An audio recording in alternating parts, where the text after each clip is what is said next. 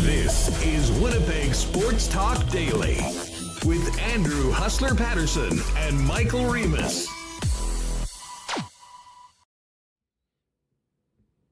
What is going on, everyone? Happy Friday and welcome to Winnipeg Sports Talk Daily. Double game day edition today. Big one for the Bombers hosting the Toronto Argonauts tonight, 7 p.m., not the 7:30 normal start. Heads up, Bomber fans, get there in time. I know they're going to welcome Andrew Harris back at the beginning of the game. Lots of things planned for the game tonight, but yeah, 7 o'clock start for the Bombers, and at the same time, the Winnipeg Jets, or a number of players that probably won't end up being Winnipeg Jets, will wear Jets jerseys in Ottawa against the Ottawa Senators. We will have Ken Wiebe jump on for the latest around the Jets as the countdown continues to the beginning of the regular season. We'll set up tonight's Bomber Argo tilt with Eddie Tait of BlueBombers.com coming up as well. And of course, it's Friday afternoon. That means two things. Lee Hacksaw Hamilton in his NFL notebook. And of course, the WST Marble Race. Make sure to be with us just after 2:45 when we open up registration. You do have to be subscribed to the channel to be eligible to win one of our world famous WST hoodies. So don't wait any longer. Hit that subscribe button right now. Help us get to 10,000 by opening day. And while you're at it, hit the thumbs up too, folks, if you would just be so kind. Lots to get to, including a massacre day one at the Ryder Cup. We'll touch on that. But just before we bring in Michael Remis and get the party started, a big thanks to the sponsors that make Winnipeg Sports Talk happen every day. Our friends at Coolbet, big NFL lock shop just dropped with myself and Dustin Nielsen. Subscribe to the podcast or go over to the Edmonton Sports Talk page for today's lock shop. Of course, our friends at Princess Auto, ready for the game tonight. Consolidated Supply, BP, Royal Sports, Little Brown Jug. Don't forget, 1919's available at the stadium this evening. Nick and Nicky DQ, F Apparel, Vita Health, Wallace & Wallace, Manitoba Battery, Canadian Club, Aquatech, Modern Man. And we will get to a why not question of the day for our friends at Not Auto Corp at Waverly and McGillivray. Let's get Michael Remis in here. Remo, what's up? Have you warmed up from the Hockey for All Center today? Still cold. We were at, I think we're wearing the same thing. We were at, we were at the skate this morning, taking a look at Nikolai Ehlers in a regular jersey, Cole Perfetti back with the main group, and it's cold in there. I saw Rennie didn't want to go in the arena. He was watching through the glass. Should have done that. I'm still cold. I'm even drinking. Came and made coffee. Like, I'm still freezing. So it's cold there. Hockey for All. We did it last Friday when we had Sarah on in the empty rink, but this was with the ice out and even colder. So I'm trying my best here, but nice to see you here on a Friday. You're exceptionally delicate, I think, because I didn't find it that absurdly cold or anything today, but it was freezing. I thought it was cold. It affects different people. Get ready for winter then, pal, because it's going to get a lot colder than that very, very soon. That being said, it's nice tonight. How are we looking? Let's do a little WWT, Winnipeg Weather Talk. How are we looking for this game tonight? High at 23, mainly sunny, although it's kind of overcast right now. So pretty nice night for a football game in late September. And the weekend's looking pretty nice, too. 23 and mainly sunny tomorrow. How about Sunday? A mix of sun and cloud and 26 degrees. Oh, 27 over on that site. So, nice few days coming up. What site are you on, bro? What's your favorite weather app? I've got the link. I got the Weather Network or whatever, the app on my phone. But on my desktop, I've just got the Environment Canada. I'm on the official Government of Canada weather Environment and Natural Resources weather information.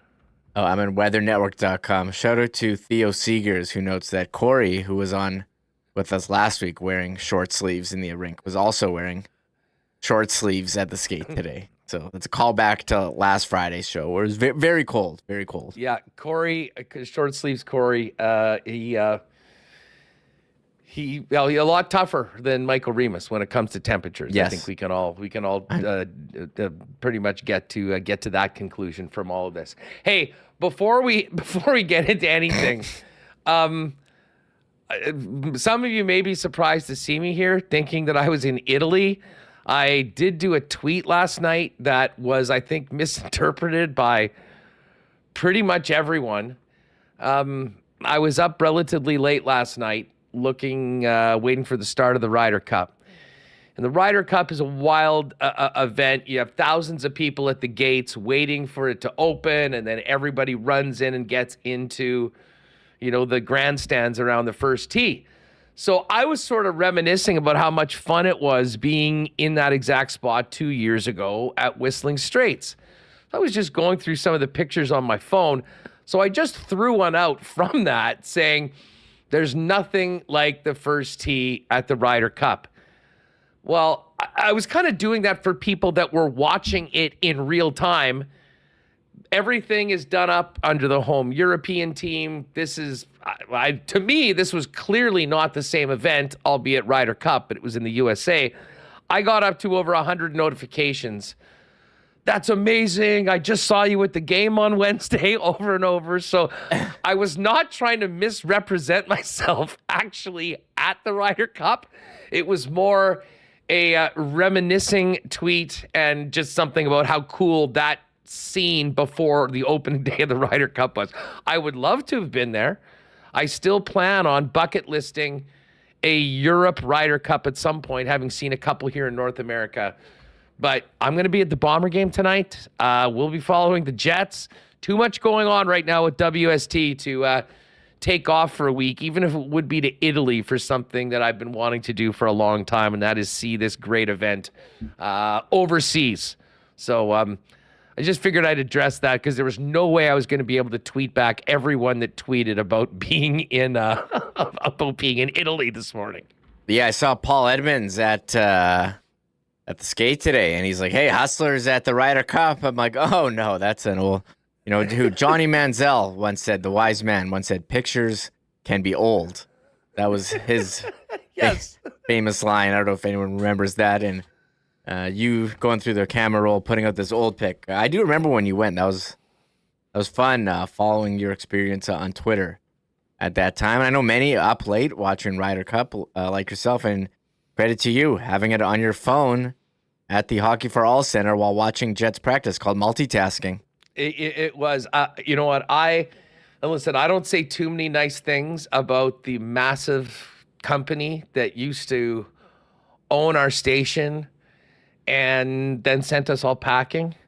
However, this Bell 5 TV app, I mean, if you are someone that still subscribes to cable, and listen, I think most people know he's the CTO. I am not. I'm way behind on a lot of these things. But it was so easy when I finally figured out how to get this damn thing on my phone. And all you do is log in with whatever information you have that identifies you as that customer. And then you can literally get your entire package of channels on your phone at any time. And it has been a huge, huge game changer. And I mean, listen, I was not watching while I was driving, but I did sync it up to my the car, and you can actually listen to it. I mean, I guess if someone else was in the car, they could be watching it as well. But I did get the audio on the way back. Quick update on Ryder Cup: a massacre, an absolute massacre. 4-0 in the first round, and then the USA looked to potentially be getting maybe up to 2.5 points. Ended up losing the final hole in a couple of the matches. They did not win any. There were 3 halved matches. Europe wins another one. It's 6.5 to 1.5 after the first day. One of the largest leads in Ryder Cup history, and the Europeans are well in front. And I don't want to say it's panic time for Zach Johnson's team, but doesn't look very good. We'll later on when we get to the Coolbet lines, we should have matchups for tomorrow's game, so we'll do that. And we do have the CFL partner parlay, by the way, is just up right now, as well as everything else we just cooked up for NFL. So you can get that all in the Coolbet exclusives. We'll hit that later on in the program. Remo, we're going to talk about this football game with Eddie Tait. Really looking forward to that in about 10 minutes or so. But let's get to the latest on the Jets. And, of course, we were down at practice today. I was hoping that it would start a little earlier so we could have gotten into the room. And I don't think we were going to do any hard-hitting Big J journalism, but I was hoping to maybe get Kyle Connor and a couple of the other guys to give a review of the Morgan Wallen concert last night, which I think is part of the reason why the practice was a little bit later than it was originally scheduled for. Yeah, it was at 9:15. I was like, great, good timing for us. We can go and maybe go to the room and have enough time to get ready for the show, but it was going to be such a tight squeeze. We had to leave, and they did change it to 10. A lot of the guys at the Morgan Wallen concert last night, and I'm still blown away. Like, I'm not a Morgan Wallen. Couldn't tell you one song, but blown away by the cost of the tickets and the demand for this show. We were talking to Austin with the Moose, and he was saying how the crowd was saying every word to every song. So it sounded like an incredible experience, and a lot of the Jets players did take it in. So they pushed the practice back to 10. And Nikolai Ehlers shedding the yellow jersey in the white, and Cole Perfetti alongside him as well. After, I think that was more precautionary than anything. Like the hit, like he took an elbow to the head. I didn't think it was the hardest elbow. I'm not gonna sit here and judge, but it wasn't like the hardest elbow. And they said he wasn't in concussion protocol, so they did some tests. He's fine, good to go, and great to see that line back together. And we hope to see them, in the preseason, as we hadn't really been able to because Ehlers, we all know, 17 minutes in, he had to leave, and so nice to see them going. They're part of the non-game group because there is a game tonight. Yeah, there is. We were talking to Paulie Edmonds, and I guess they're in the air right now. They were moving on up to, they were taking off at about 12:15. And this is a long day for Paul and everybody involved in this game tonight, because they basically fly right in, straight to the rink, play the game, get back on the plane, and get back to Winnipeg. So as often happens, you'll have most of the regulars sitting things out. Here's how things look.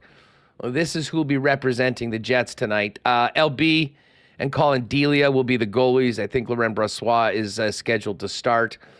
The lines look like this. Morgan Barron along with Ford on the wings with Gus in the middle. Chaz Lucius centering Hark and Christian Reichel. Dominic Toninato centering Jeff Malott and Axel Janssen-Fjallby. And then Brad Lambert's getting into another game with Torgerson and Viel on his wing. As far as the blue line goes, very young blue line. Chisholm and Hainala, Villy and Declan will be a pairing. Dylan Sandberg with Elias Salmonson. Logan Stanley and Simon Lundmark. And Dean Stewart will be the seventh defenseman. So, as you can see, this is pretty much the bare minimum of NHLers from last year that are in the lineup tonight for the Winnipeg Jets taking on the Ottawa Senators. And again, these are speculated lines, but that's the lineup that's going there. And Mike McIntyre dropped that a little bit earlier today. Yeah, this was Mike McIntyre's projected. These aren't official line pairings, although Ottawa did tweet out. Ottawa was so nice, Huss, and they just tweeted out their lines. They have their top line of Tarasenko with Stützle and Giroux. Drake Batherson is on the second line with two guys I've never heard of. I actually haven't heard of a lot of this team, Huss, but they do have Jake Sanderson, who signed the new contract. Their defense is like almost full with Chikrin and Chabot and Brandstrom as well. Let me pull up. I'll show you. Look at this lineup, Huss. Ottawa's pulling. So I think it's going to be a tough one for the Jets tonight. I haven't really seen any. Have you seen any betting lines? It's funny. I literally, as you were reading that lineup out, I was pulling it up right now. This is the same line For the Jets versus Edmonton on Monday, it's reversed. Ottawa's minus 278 faves. Jets plus 215. Ottawa on the puck line to win by 2 is minus 104. And a total plus 6.5. I mean, these, early on in the preseason, there's, usually the home teams dressing more of their regulars, the road teams bringing the bare minimum, and you have these significantly depleted lineups. Of course, the one guy they are missing is Brady Tkachuk, who's not playing tonight. But if you're watching the game tonight, it'll be a good opportunity to get a chance to see Stützle, Giroux, as well as the new member of the Senators, Big Bad Vlad Tarasenko, who had spent pretty much his entire career here in the Central Division with St. Louis, dealt last year at the deadline, and now ends up in Ottawa as a free agent, taking the spot of dearly departed Alex DeBrincat. Yeah, and that was actually a nice pickup for them. I'm curious how Tarasenko is going to fit in. Tim Stützle is the guy, going to take a big step forward. I think the whole Ottawa is hoping that they can. So I'm interesting to see how they do, but I mean, this is preseason, and I don't know, it's going to be on TSN. What's the plan actually? Is it on TSN 3? I should probably know which channel has the Jets game and which has the Bomber game. That's actually, we look that up real quick. Yeah, you can get to that. Figure that out. Because the I Bomber know, game I'm obviously will be on one of the TSN feeds. And we understand that the Jets Ottawa will also be on one of them. I don't believe Dan and Sawyer will be making the trip. I think usually they'll just broadcast it with the Ottawa, like the home team announcers, and have it come into this into this market as well. So while you check those, I mean, just as far as practice went, I mean, I was sort of paying attention mostly to Nikolai Ehlers to see how he looked. And he looked good. He looked fast. That's not going to surprise anyone. Had a lot of jump and, was really getting into it. I can't wait to see game action with Ehlers, Nino, and Perfetti. But they were moving the puck around quite well in a few of the drills. Popped a couple nice goals. Ehlers had a bit of a jump, and you'd imagine that he would be finally getting that non-contact jersey off, being back in practice like the rest of the squad after basically missing the first week of training camp with that those neck spasms that emerged shortly after he jumped on the ice in the first session. Yeah, sorry, I was just looking up the thing. So the Jets game is on TSN 3, and TSN 1 has the Bomber game. All right, that sounds good. So listen, let's hear from Ehlers, because I was hoping if we had a bit more time to kind of get in the room today, but the timing just didn't work out with what time practice was. But Ehlers did speak earlier after getting back on the ice yesterday, initially in a non-contact jersey. And the Jets star winger talked first about the injury that cost him the first few days of Winnipeg Jets training camp.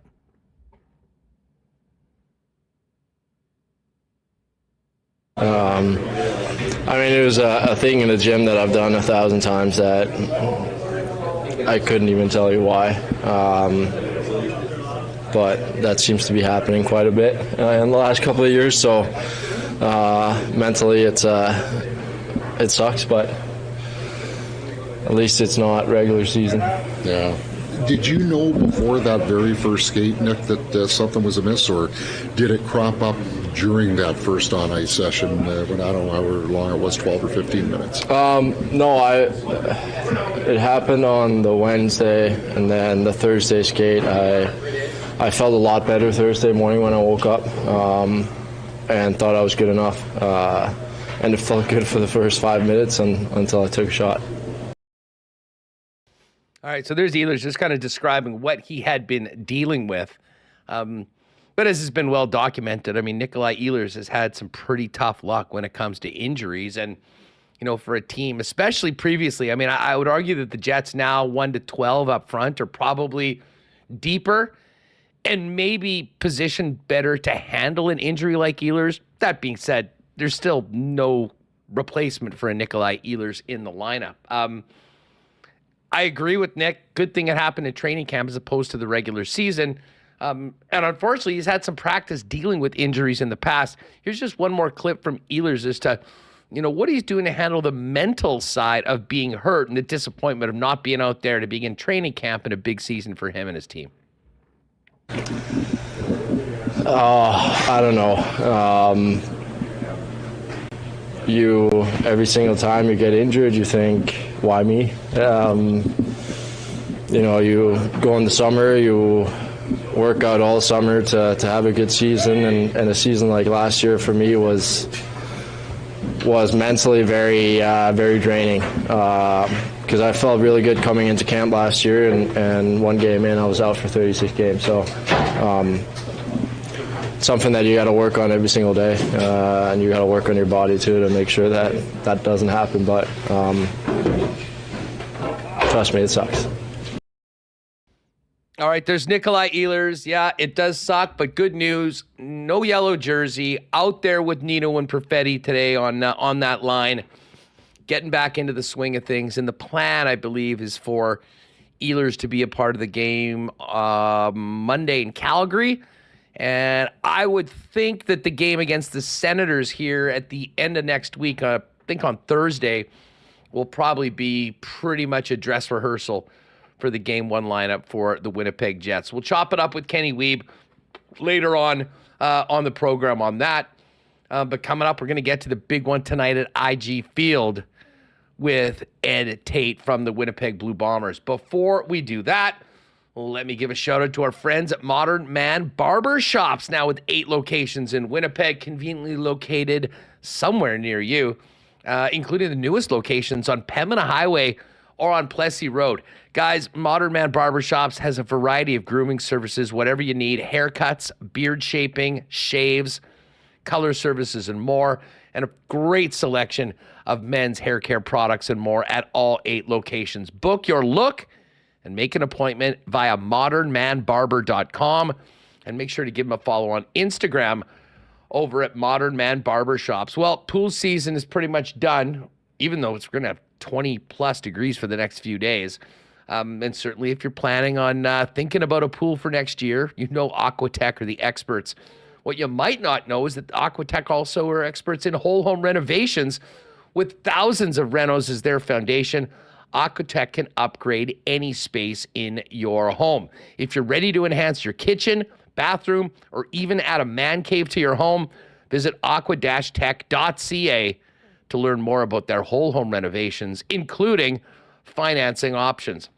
Well, another weekend is here, and while it might not be quite a Manitoba summer weekend, there's still lots to do if you're managed to get out of the city. And of course, Manitoba Battery has batteries for everything that's powered us through another great Manitoba summer. But with winter just around the corner, it's time to get proactive and make sure you're not left in the cold on the side of the road needing battery help this year. Pop by Manitoba Battery at 1026 Logan Avenue. They'll be happy to test your batteries. And if you do know that you need a new car or truck battery, or frankly, battery of any type, go to manitobabattery.com. Get the best prices in town, beating the pants off the big box stores. And even better, they'll deliver it to you for free anywhere in the city of Winnipeg for any purchase over $60. It's that easy. ManitobaBattery.com. You can give them a call at 783-8787 and pop by and see Donnie and his great staff as well if you're in the neighborhood over at 1026 Logan Avenue. And hey, we might not have Chad Kelly tonight dressed and ready for action, although I guess he technically is the third string quarterback. One thing I do know, people that are ready for action, the bartenders at IG Field, because it's going to be another sold-out game tonight. And, of course, Canadian Club is the official spirit of the Winnipeg Blue Bombers. You all hanging around the Rum Hut or anywhere in the building can get the great taste of Canadian Club. And don't forget CC and Ginger premixed cocktails, 473-milliliter cans, also available at the stadium, as Canadian Club's the official spirit of the Bombers. And you can pick up CC at your local Manitoba liquor marts and look for CC and Ginger Ale at your next stop at your favorite local beer store. All right, Bombers and Argos. Bit of a buzzkill earlier this week when we heard about the roster, but this is still a huge game for Winnipeg, and we know Bomber fans are going to be showing out with a third straight sellout. Let's head down to IG Field and welcome in Eddie Tait from BlueBombers.com to set this one up.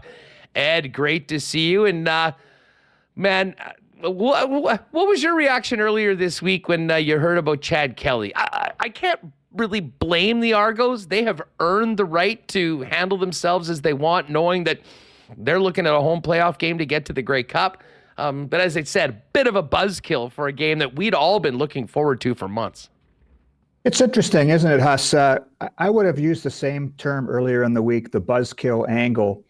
And you're right, that they've earned the right to sit as many people as they want. It's too bad it's tonight. So I was with you on the buzzkill thing a few days ago, and now my opinion is, okay, perfect. The Bombers need a win. They've lost 2 of their last 3.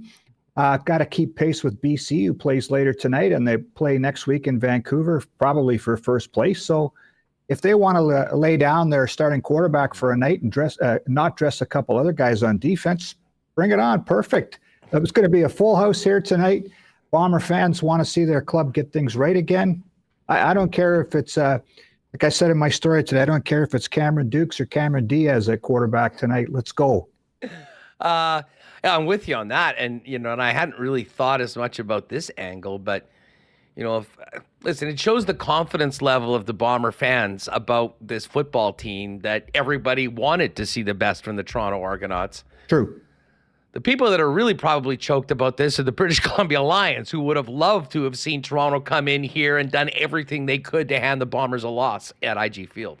No question. And it's just like a lot of people will be, as much as it pains them, will be probably cheering for Saskatchewan to win in BC tonight and hoping that they don't let anybody down by not dressing their full lineup. Why would they? They're in a world of hurt too, trying to lock down the 3rd place in the West Division.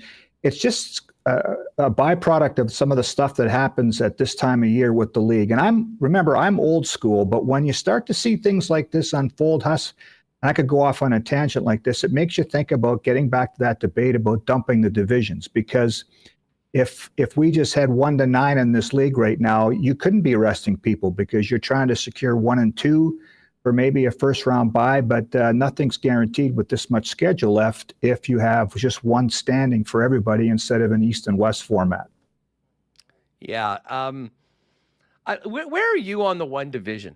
Well, I'm old school, so I liked, and if they could ever get a 5th team in the East, it would be balanced again, and it would make sense to keep it at East-West. But with 9 right now, and we've been talking about a 10th team since I was a kid, so that shows you how long that's been.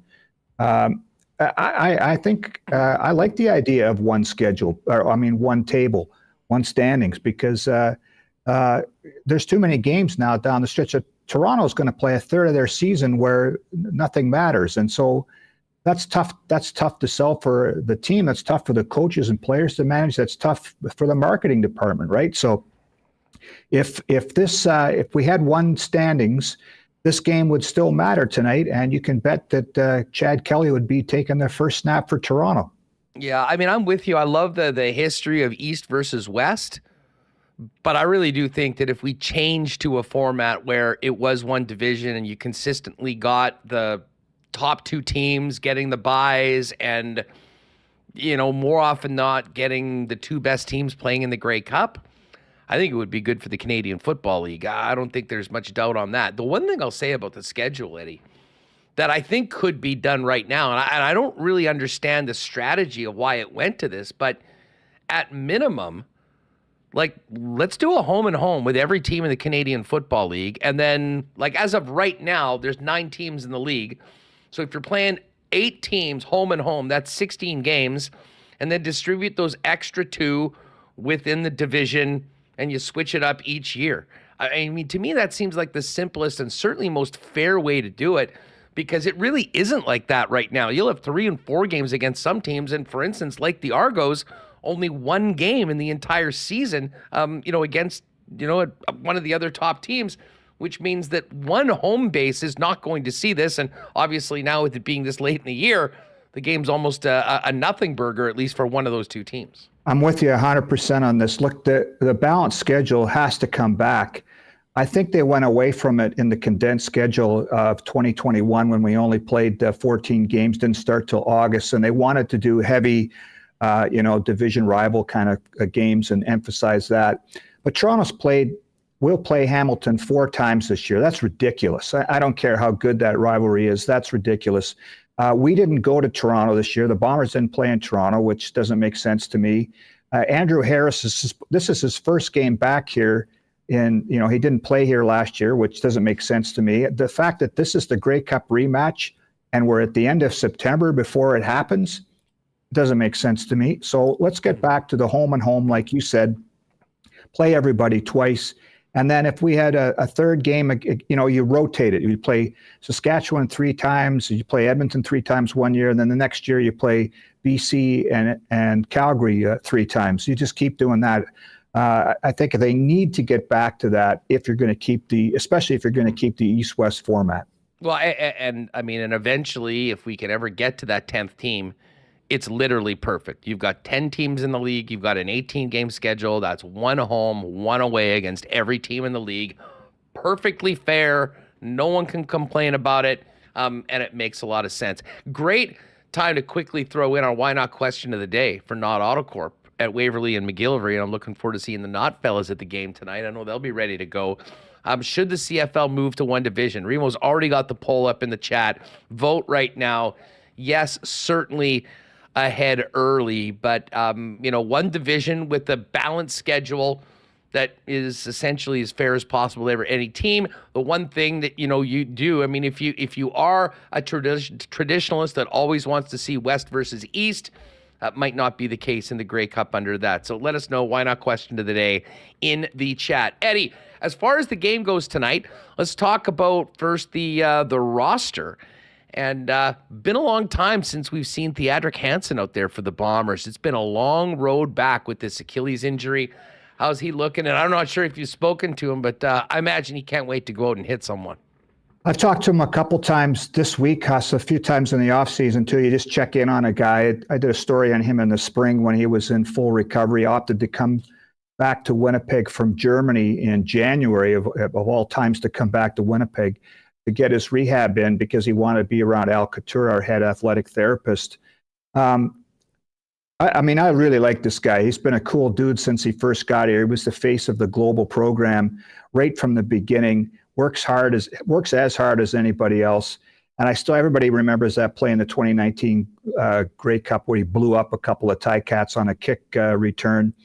I talked to him yesterday. He said, look, all I want to do is get a good night's sleep tonight because I know I'm going to be wired on Friday.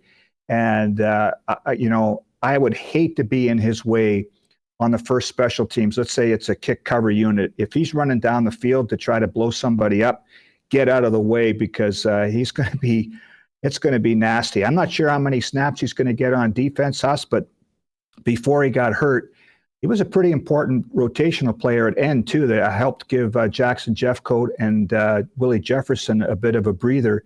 So having him back for that's important, too. And Jeffcoat comes back tonight, too, after missing the Hamilton game.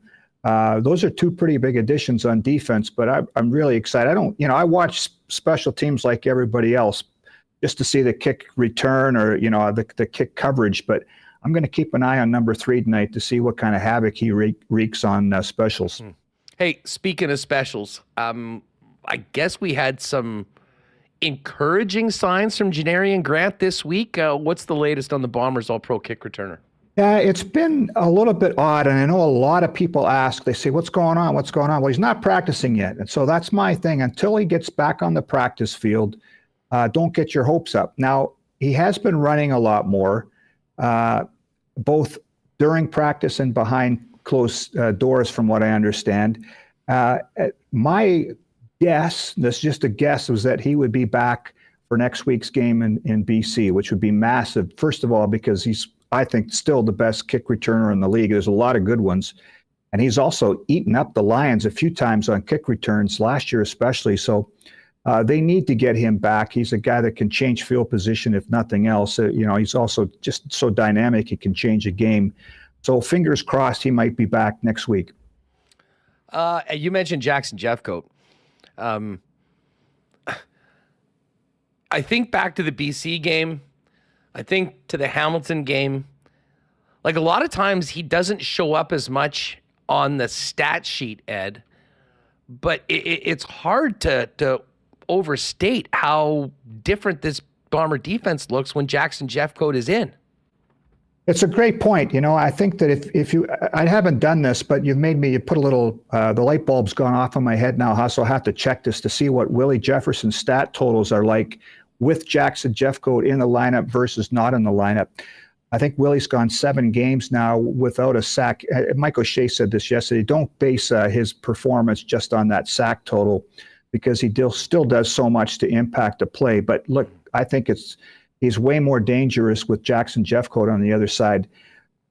Jackson does you're right, he does a lot of things that don't necessarily show up on the stat sheet. It's the stuff that you don't notice until somebody else messes it up, like contained, right? When you got a lot of running quarterbacks in this league, and when the defensive end collapses too far in to the tackles, the defensive tackles, and the quarterback gets outside him, just to throw a pass or even to run, you start to think, oh yeah, Jackson Jeffcoat's not playing, because an awful lot of times the pocket is collapsing because of Jackson Jeffcoat. It might not be getting there, but what he's doing is preventing the quarterback from getting outside. He's really good against the run. And in my opinion, there's nobody better in the league at the old strip sack thing, right? So he comes crashing in on a quarterback, swings that arm down, forces a fumble, jumps on it. It's a real skill for him. And I've talked to him about this before in the past. He spends his off season working with a martial arts coach to get his hands right. And you see a lot of the good defensive ends in this league and in the NFL too. They really work their hands well on offensive tackle to get off that jam. And Jackson Jeffcoat does that as well as anybody. Eddie, a 7:00 start tonight, and a lot of these games have been 7:30. So I've sort of reminded folks it's later in the season, going to start this game a little earlier. But I do know you mentioned Andrew Harris is on the 6th game, which is unfortunate.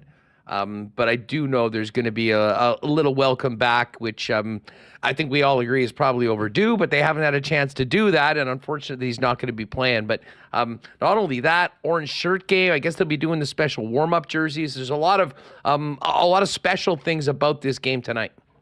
Yeah, so the anthem's going to be sung in Cree. The orange stuff that there's 1,000 kids being flown. That's the main thing. 1,000 kids being flown in from Indigenous communities all over Manitoba, Saskatchewan, Nunavut.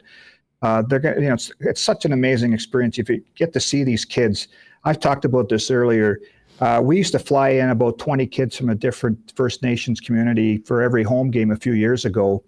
And you'd see them after the game because we'd bring them down here and they could meet the players and stuff. And some of them had never been on an elevator, let alone walk into a stadium, this kind of environment with 30,000 people screaming their head off. So it's quite an eye-opener. Mike Pyle, one of our executives who's very involved in this, was telling me a story that one of the kids that he talked to was just so excited because they're in a hotel tonight. He's going to get his own bed instead of having to share it with somebody. So I think sometimes we take things for granted. So I'm going to be looking at that one end zone where a lot of the orange shirts are going to be, the kids are going to be lined up with all the people that are helping with this. It's pretty powerful. Again, the anthem's sung in Cree.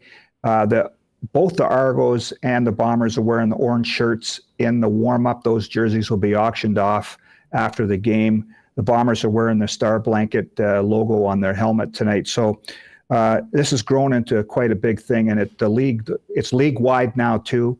So let's hope this becomes more of a traditional thing that we can look forward to on the calendar every year. And of course, that logo is looking great on that orange hoodie you've got right now. Go. And I'm sure the Bomber store will be packed with those if people want to jump on those when they get there tonight. Ed, obviously, I wanted to start off with the game. But I just loved your piece at bluebombers.com on Brady Oliveira and Nick Dembski. And, it's funny. I mean, these young men have been such a big part of this team. And this goes back to Andrew Harris. And, I mean, never mind being local guys. I mean, being Oak Park products.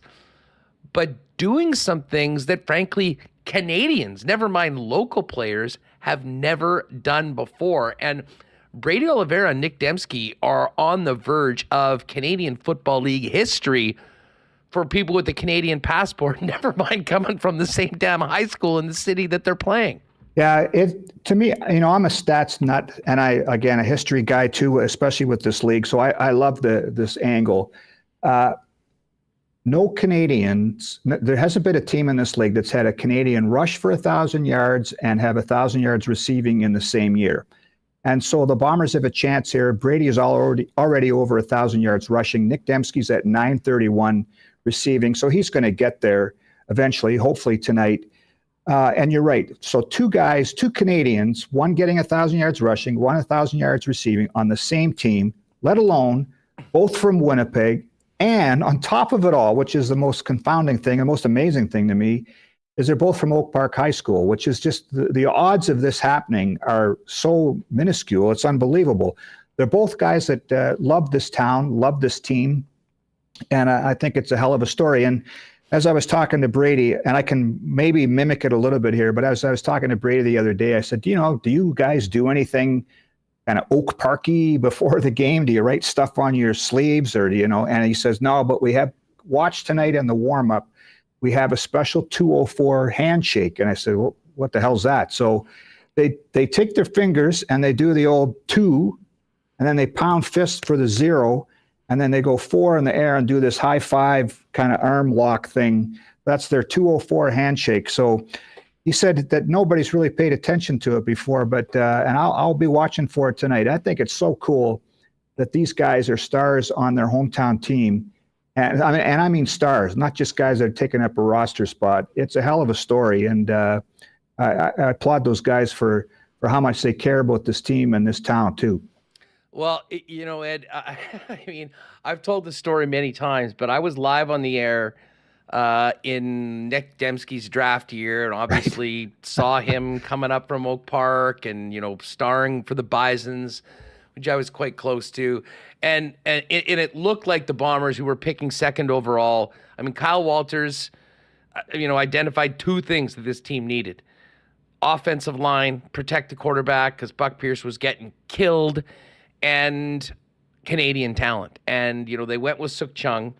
And I'd said on the show, just watch, the frickin' Riders are going to take Nick Dembski. And lo and behold, that's exactly what happened. But thank God, he ended up coming back here. And the reason why I mentioned about Kyle Walters when he took over the job, he very correctly indicated 2 areas where the Bombers were lagging way far behind the rest of the Canadian Football League, and it was killing them. If your quarterback's on his ass every play, you're not going to win. That was number 1. But also, Canadians are important, and the dearly departed Joe Mack never got that at all.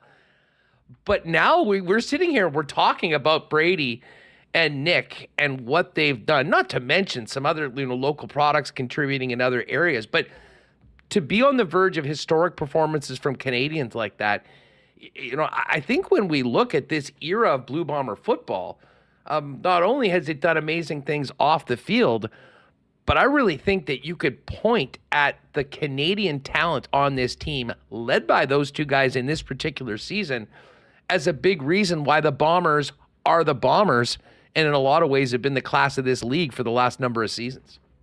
There's so many layers to this, Huss. There's kind of an old school throwback to this. The glory days of the Bombers, from 58 to 62 when they won 4 Grey Cups in 5 years. That team was loaded with good Canadians, and a lot of them were from around here. And Bud Grant always talked.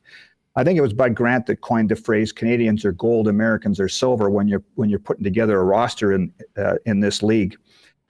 And there's been great Manitoba guys, University of Manitoba guys, Winnipeg guys that have played for this team over the years. But again, we're on the verge of history with 2 guys that could go for 1,000. There's 3 Manitoba guys on the starting lineup in offense, including Jeff Gray at left guard. It's a hell of a story. And back to the draft, you're right. I think Kyle Walters addressed the need right away. They had to get an offensive lineman, and they loved Suk Chung, and we see he's still playing in this league. He's really still solid with the BC Lions, and they were hoping that Nick would follow them with their 2nd pick in the 1st round. You're right. The Riders came in and scooped him up. The Bombers ended up taking Addison Richards that year, if you remember, with their 2nd pick, who was a receiver from the University of Regina. So it was almost like, okay, well, you're going to stick it to us. We'll stick it right back to you by taking one of your guys. That didn't really work out.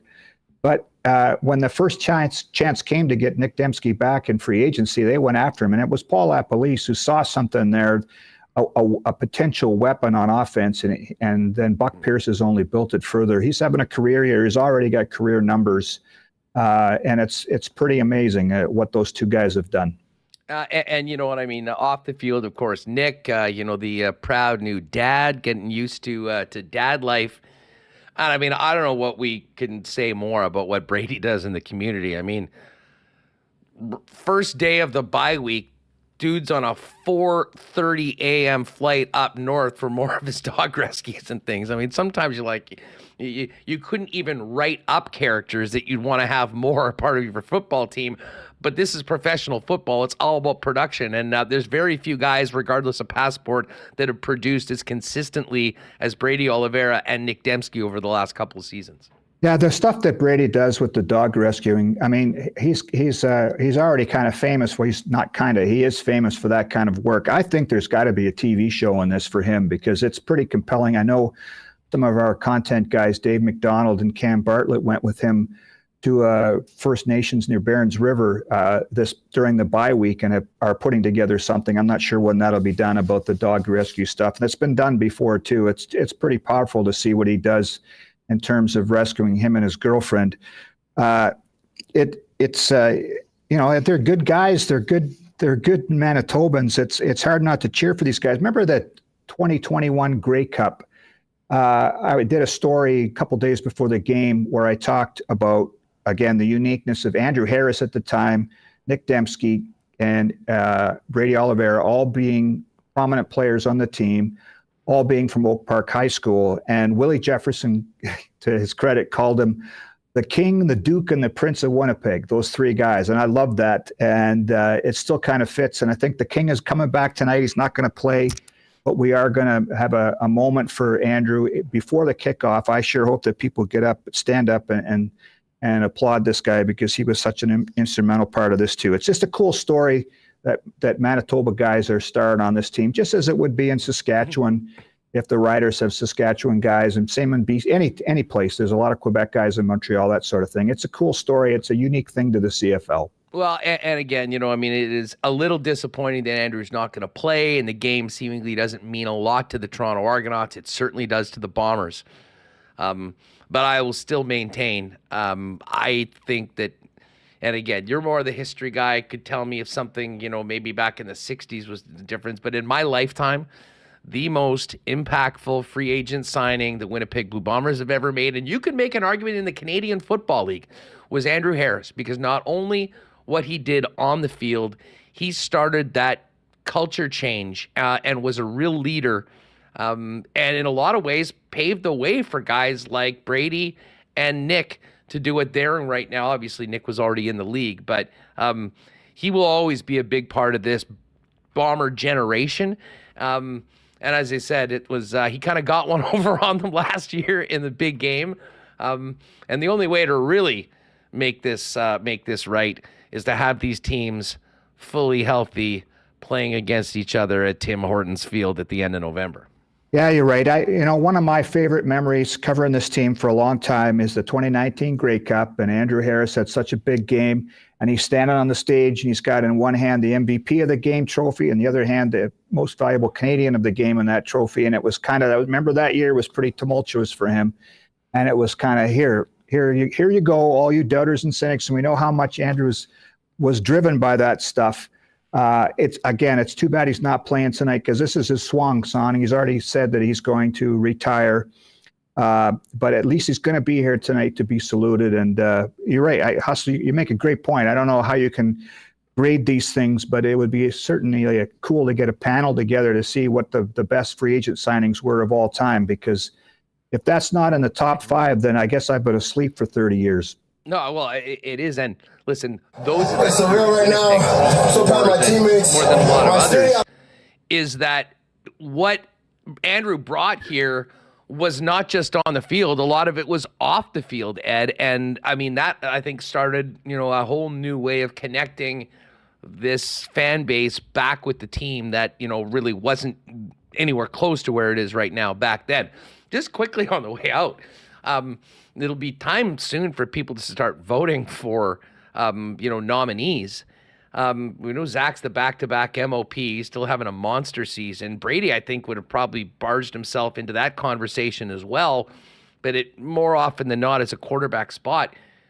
The fact that one of these two players will not be the team's nominee for most outstanding Canadian, I think speaks to just how deep they are with the locals as well. Well, and then this gets back to that the one division or the one standings kind of debate, right? Because if you dump the two East and West and you would just pick the top two candidates or the top three candidates and then let the voters pick from there, then you wouldn't exclude Nick Dembski and Brady Oliveira. The way it works now is that each chapter would vote for team nominees. So you can only have one outstanding Canadian on the Blue Bombers, and it's going to be either Brady or Nick Dembski.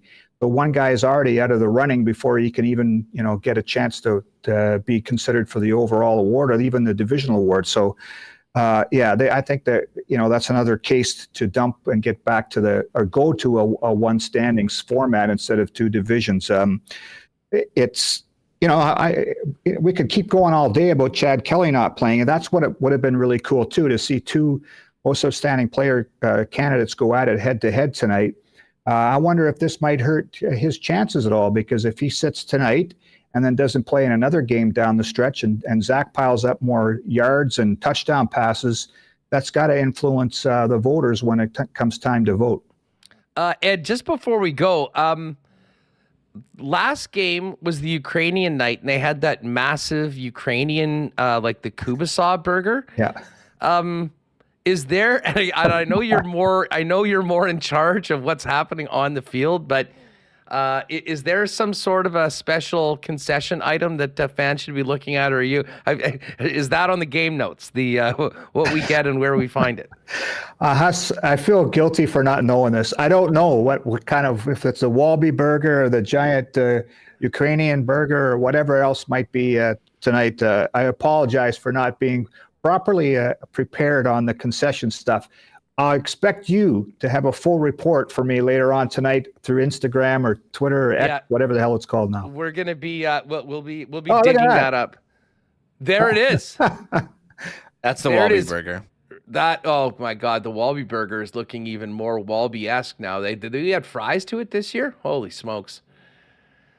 Then, of course, the Yard Dog, which we did take on earlier in the season. We'll have a full report. It's going to be a great night. I mean, great weather for a game at the end of September. Another sold-out crowd. A special night for many, many reasons. And bottom line, win-in time for the Bombers, because next week could be a game that will decide the Western Division. But the BC Lions are a big favorite at home tonight against the Saskatchewan Roughriders. So first things first, get that W and get ready for next week. Eddie, great chat as always. Folks, check out that piece on Brady and Nick at bluebombers.com, as well as a great game preview from Ed. Have an awesome weekend. Enjoy this one tonight, pal. Appreciate it, Huss. Thanks, man. Thanks so much. There is Ed Tait. You can follow Ed on Twitter or X at Ed Tait WFP. Great stuff from Eddie on the show. We're going to talk some Jets coming up with Wiebe.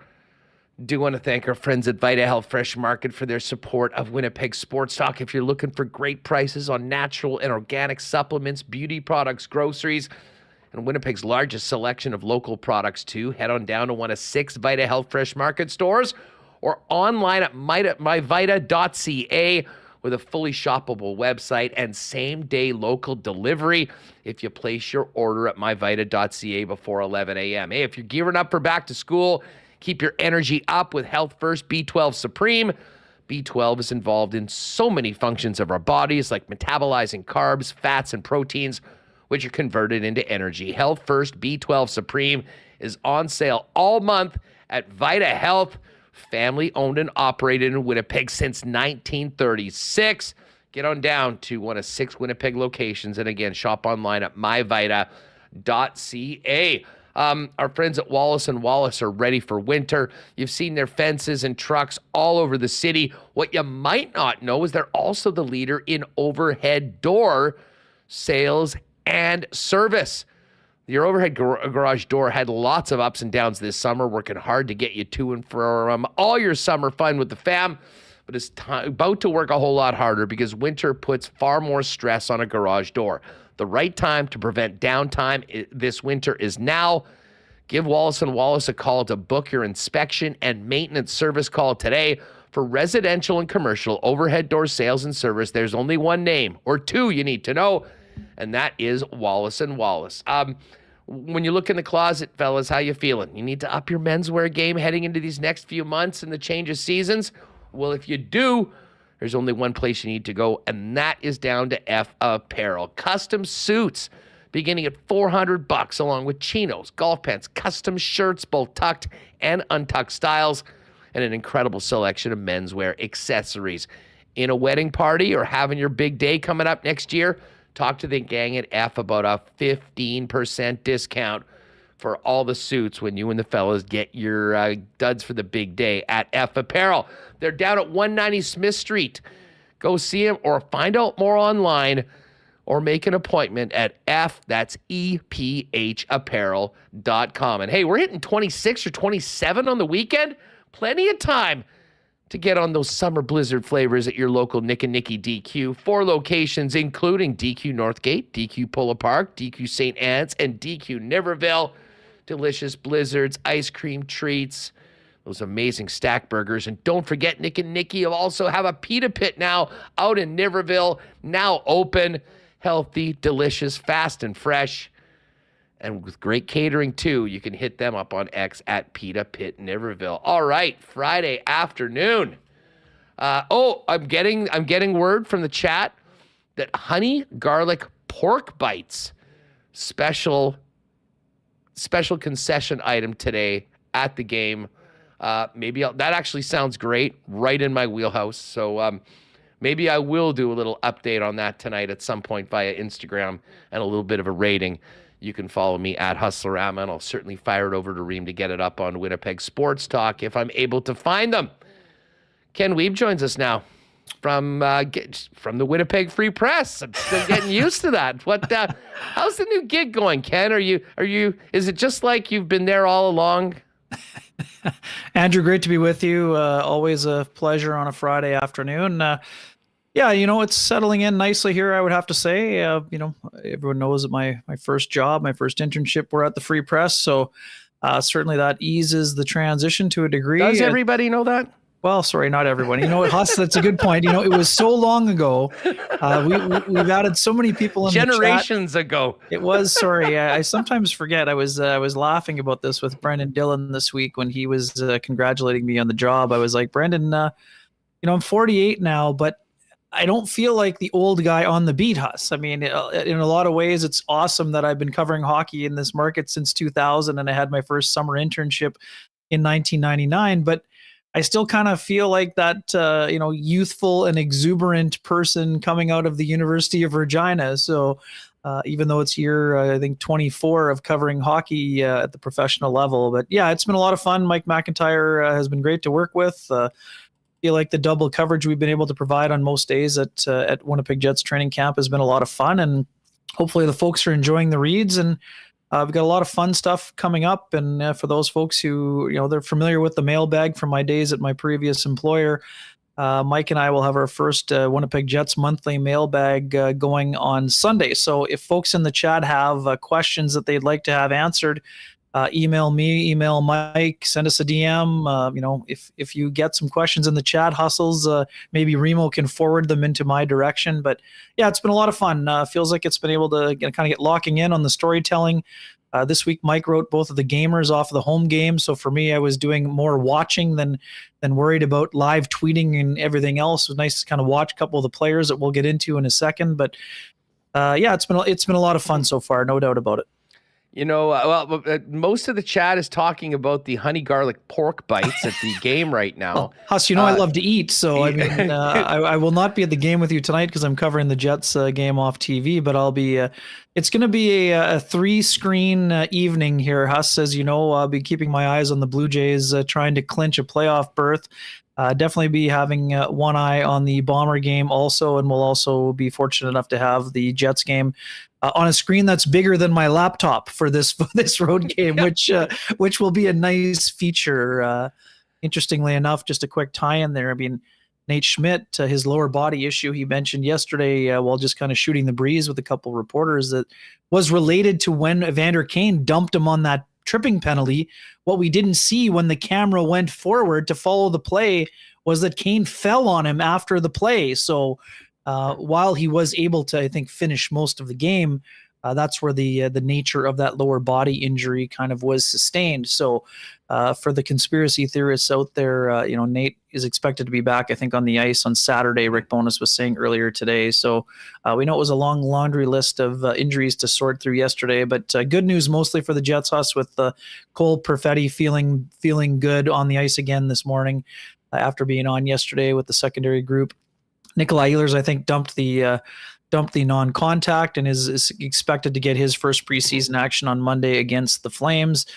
Mason Appleton's still day-to-day, but should be ready for Monday, I believe. And the rest of the guys, Capobianco and some of those other guys, we're not 100% sure of, but in terms of timelines. But it seems like things are it's that time of year. I wrote about it today. It's the time of the year when lower body injuries, specifically groin injuries for many, are piling up because you're getting to day 10, 9, 10 on the ice. You've got 3-4 games under your belt now. It's that power through stage, and it also is the stage, after this evening. It is the last chance cafe for several people in the lineup here this evening, because the last two games are going to be mostly game one roster or the guys battling for spots on the periphery. If you're a little bit further down the depth chart, it's your last chance to really make a big impression here. Yeah. Well, and we'll definitely get to, a couple of those things. Just looking at the chat, the other, look at my girl, Amanda. Game day Friday, enjoying the show in the sun with some backyard beers. Great way to kick off the weekend. That's what I'm talking about on the 29th of September. Oh, and T. Will asked if I could ask you if Mike Mack has put his stapler in Jell-O yet. That I cannot answer that question. I have not seen any staplers. I hope that's an Office Space reference, but if I've missed it, T. Will, you can send me a wake up for that one. The Office. Office. Sorry, close. It was close. Let's get to the. Let's actually get back to last game, because a guy that we spent a lot of time talking about yesterday that is in the lineup today that I didn't listen. It wasn't on my radar. I don't remember him mentioned pretty much in any conversation we've had for a long time about legitimately being in the mix for battling for that 13th spot, was this Parker Ford. And listen, he scored a nice goal. He almost scored again about a minute later on, Ken, on his next shift. Tap, was very, very noticeable in that game against the Calgary Flames. What have you seen from him? And, is he legitimately in the mix to battle David Gustafsson? Seemingly, those were the two guys that were left with the big group, and they split them up yesterday. So that was obviously the what a lot of people inferred from it. Is that the way you took it? And what do you make of his camp so far? Yeah, I've loved his camp. Not just, the one-timer is a pretty goal. And Parker Ford was not on the bingo card as being on the first power play unit on a 5-on-3, being the guy hitting 1-tees, when we entered the training camp reports. But he's been noticeable. He's a little spark plug, plays with a lot of energy. We know there is the Providence College Friars connection there. And, oddly enough, Parker was going to games when Brandon Tanev was playing for Providence College. And obviously the body type is a lot different, let's not pretend that this is a direct parallel. But where you do see some of the similarities are in the enthusiasm department, the Energizer Bunny, the willingness to do extra things on the forecheck, blocking shots, getting involved. I think, honestly, the one-timer made for a nice highlight. The best play Parker Ford made in the entire game was hustling back on a 2-on-1 where he was the chaser, and he lifted the stick of a Flames player to prevent said player from having his own backdoor tap in. And to me, that's the kind of play that gets you noticed by the coaching staff and by your teammates, because when Parker Ford, he got lots of high fives after the one-timer, and a great celly, by the way, a lot of enthusiasm there. But he got probably as many stick taps and shin pad taps from his teammates for breaking up the play later on, because let's not kid ourselves. When the season starts, Parker Ford is not on the Jets' top power play. If he's going to be in the lineup or a consideration for the lineup, it will be as a fourth-line energy player. Now, that's not to diminish his abilities. He obviously has some offensive upside to his game. 2 goals, 4 points in 8 games at the Moose coming out of college. After he signed the, I think ATO, PTO, whatever he signed at the end of last year before his ELC kicks in. I've loved the way that he's played. He's had a great attitude. He's an incredibly hard worker. And us, quite frankly, different player, but he's this year's Brad Lambert. At game 4, you're wondering what this kid is going to do for an encore. Different style of player again, and obviously less heralded compared to the first rounder. But Parker Ford is doing what the coaches are asking of him, and that's why he's playing in a third game this evening in what will be a largely inexperienced lineup for the Winnipeg Jets against a veteran-heavy Ottawa Senators lineup. It's interesting, though. He's playing with Barron and Gustafson on that line. Sure. And, I think we all agree Morgan Barron's going to be in that opening day lineup in the top 12. But do you see this as Parker Ford and David Gustafson going head-to-head for this final spot? If it is, as most of us expect, a 13 forward, 8 defenseman mix to begin the year?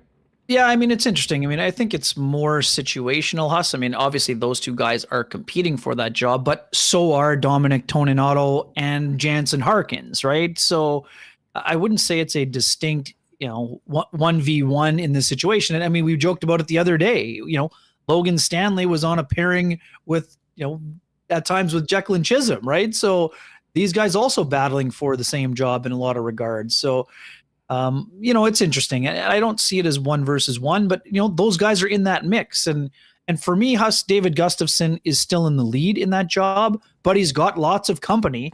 And these are the games where you need to differentiate yourself from the next guy on the list, because quite frankly, depending on how the injury situation sort out, and Rick Bowness hinted at this, maybe that 12th job is available depending on what happens here at the end of training camp. But yeah, right now I would say those 4 players. Christian Reichel, I think, is also in that mix, maybe on the periphery. But, for the most part, this is where you have to go. And it's hard to say none of these guys are going to be head and shoulders above the next guy, I don't think, because they're very equal in terms of skill sets. But you need to, those guys have all entered the chat when it comes to offense. So now it's about what else you do. How do you play the system? How fast are your reads? How aggressive a game are you playing? Because Rick Bowness reiterated again today, Huss, to reporters, they want to play that aggressive up-tempo, in-your-face style. And that's another way that, both Toninato and Ford have been noticed. But, also, too, if you're Jansen Harkins, Huss, he scored an important goal the other day. That's what he did. He went down to the Moose, scored a bunch of goals. So after a pretty quiet game 1 against Edmonton, where he had plenty of company in that department, he scored an important goal against the best goalie in the American Hockey League. So that's got to make Jansen Harkins feel good. But now today, if you're Jansen Harkins, you need to be better than some of those other guys we've been talking about. Did you make any conclusions based on the fact that they split the groups yesterday to basically the main club? Everybody else and Gustafson and Parker Ford were still in Group A? Or I didn't make a whole lot of that. Huss, yeah. I think part of that was Mason Appleton getting hurt late. Like Mason Appleton was on that Group 1 sheet going into the game. And, to the point where they didn't even fill that spot. They were going with 5 players in the bottom 6 during the practice yesterday, during the line rushes. I would say that's certainly a vote of confidence if you're Gustafson and Parker Ford. But if you're Jansen Harkins, you're not here saying, I can't make the team because these 2 other guys were in the other group on a day where they were practicing with the non-game group. Now, it's important for those guys to get extra reps. But again, this is a chance for Jansen Harkins to say, hey, don't forget about me over here. I've got something that I can bring to the table as well. And again, he's still in the mix. Nobody has separated themselves to this point. Lots of guys are playing well and have continued to be in the discussion. But now if you're Brad Lambert and you're Chaz Lucius, a lot of those other guys have got on the board. Now, what are you going to do offensively to get yourself into the similar mix? Now, we're expecting those guys to be with the Moose. And Huss, I've said that to you from the very beginning. Now, that's not to deter them from trying to show their best, but it was always going to be unlikely because those guys need center reps at the pro level. And those reps just simply aren't available at the NHL level right now, doubt. Well, based on speaking where of the that, Jets are trying to get to. I was just about to ask you about those guys. So, I mean, now that we're kind of halfway into camp, I mean, now what have you thought about Chaz and Brad Lambert so far? Yeah, I mean, I've liked both. The other day, I liked Brad's ability to, have a heads up play on a 2-on-1. He didn't. I think he was trying more to have a sneak attack on the 2-on-1. It was still a close shot, but I think there was a slight hesitation thinking he should pass, and by the time he determined if he should shoot, he couldn't really go top bunk on the shot. So he made the right play. I just think that in that situation, he needed to be a little bit more selfish, look for the shot right away. But I think his thinking was he had to sell the pass in order to get a quicker lane for the shot. So I've liked his skating. That line's first period, Huss, in Edmonton was excellent. So now they're going to have to get involved here this evening. I thought Chaz Lucius was pretty good the other night. You notice his hockey sense, his smarts, all of those sorts of things. But now when you're going up against NHL competition, Huss, let's not forget what happened with Brad Lambert when he went from the talk of the town to playing NHL lineups. Then things got a little bit hard, as you would expect for an 18-year-old player. So for these young guys, now's an opportunity for them to show their skill and that they can do it against NHL competition. Now, some of the other guys, and to us, I mean, you feel for a guy like Colby Barlow. We talked about him so much coming out of development camp. I love the fact that he still kept such a positive demeanor today when he spoke with reporters for the first time. But let's be honest, for a guy who was expecting to get into game action, he had essentially one practice with the main group, right? And in that session, you couldn't do a whole lot. The next day gets announced or that afternoon, the ELC gets signed, but he hasn't had an opportunity to get into a game. And that in the big picture, it doesn't matter, Huss. But for a guy like Barlow, you train your entire summer. Your goals are very simple. You're going to Team Canada camp. You're going to development camp. You're going to Jets camp in the fall. You're going to crush it in junior. Now you want the shot to be at the World Junior team, and you go from there. Now you get ready for next year's camp. But it's just too bad for him because we wanted to see him in game action against NHL competition. We've known with some of the other Jets guys. We didn't think he's going to get one? Team. No, he's not. Rick said game? Yesterday. Rick said yesterday when I asked him directly, he's not going to, because if Ehlers had been able to play up until this point, Huss, I would have thought that a game in Calgary would have made a lot of sense. But now they haven't been able to use Niederreiter, Perfetti, and Ehlers at all together in game action. So they're going to need that time for their veteran guys. So that's unfortunate for Colby Barlow, but he's a positive spirits kind of guy. It just sucks when you train all that time and somehow you get an illness that basically knocks you out for an entire week. Like, that's just terrible luck for him.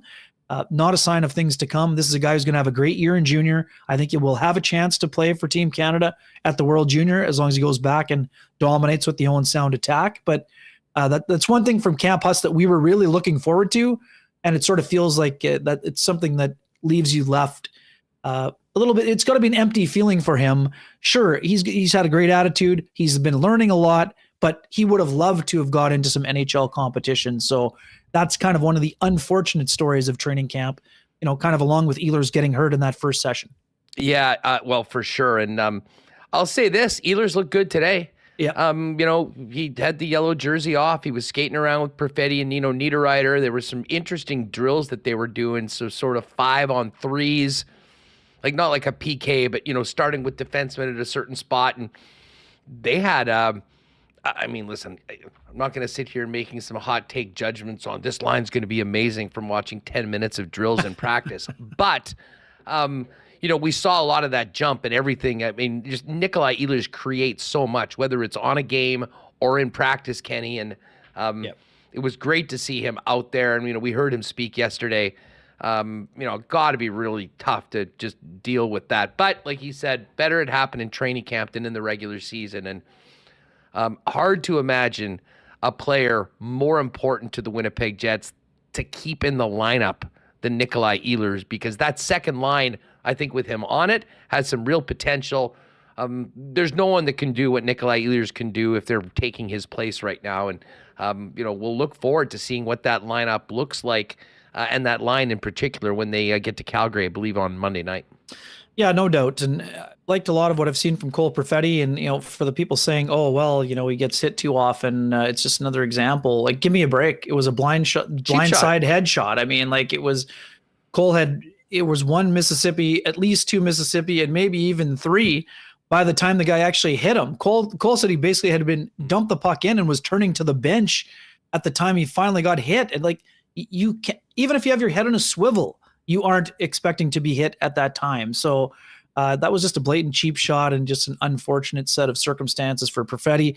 The good news for him was that he was, just held out for precautionary reasons. He's back on the ice and will play on Monday again. And that's not something where Cole's going to be tentative because he took a bad hit. I mean, that's just a play that you can't protect yourself from. So now you get back on the horse, you get out there with your line mates and you continue the work you've been doing, because he's doing a nice job of adapting to the center position. And now we know that he's played center and it's his natural position and all of those things, but you got to do it at NHL speed and you got to do it with your line mates. And you're right. I mean, Nikolai Ehlers has 40 plus goal potential, but he needs to be playing 70 plus 75, 80 games in order to reach that potential. So I expect it's going to be a big year for him. And I do think that although it is obviously been annoying for him to have to deal with, neck spasms will be something that it's better than having a groin injury, if that makes any sense, Huss. I mean, that's how I view it.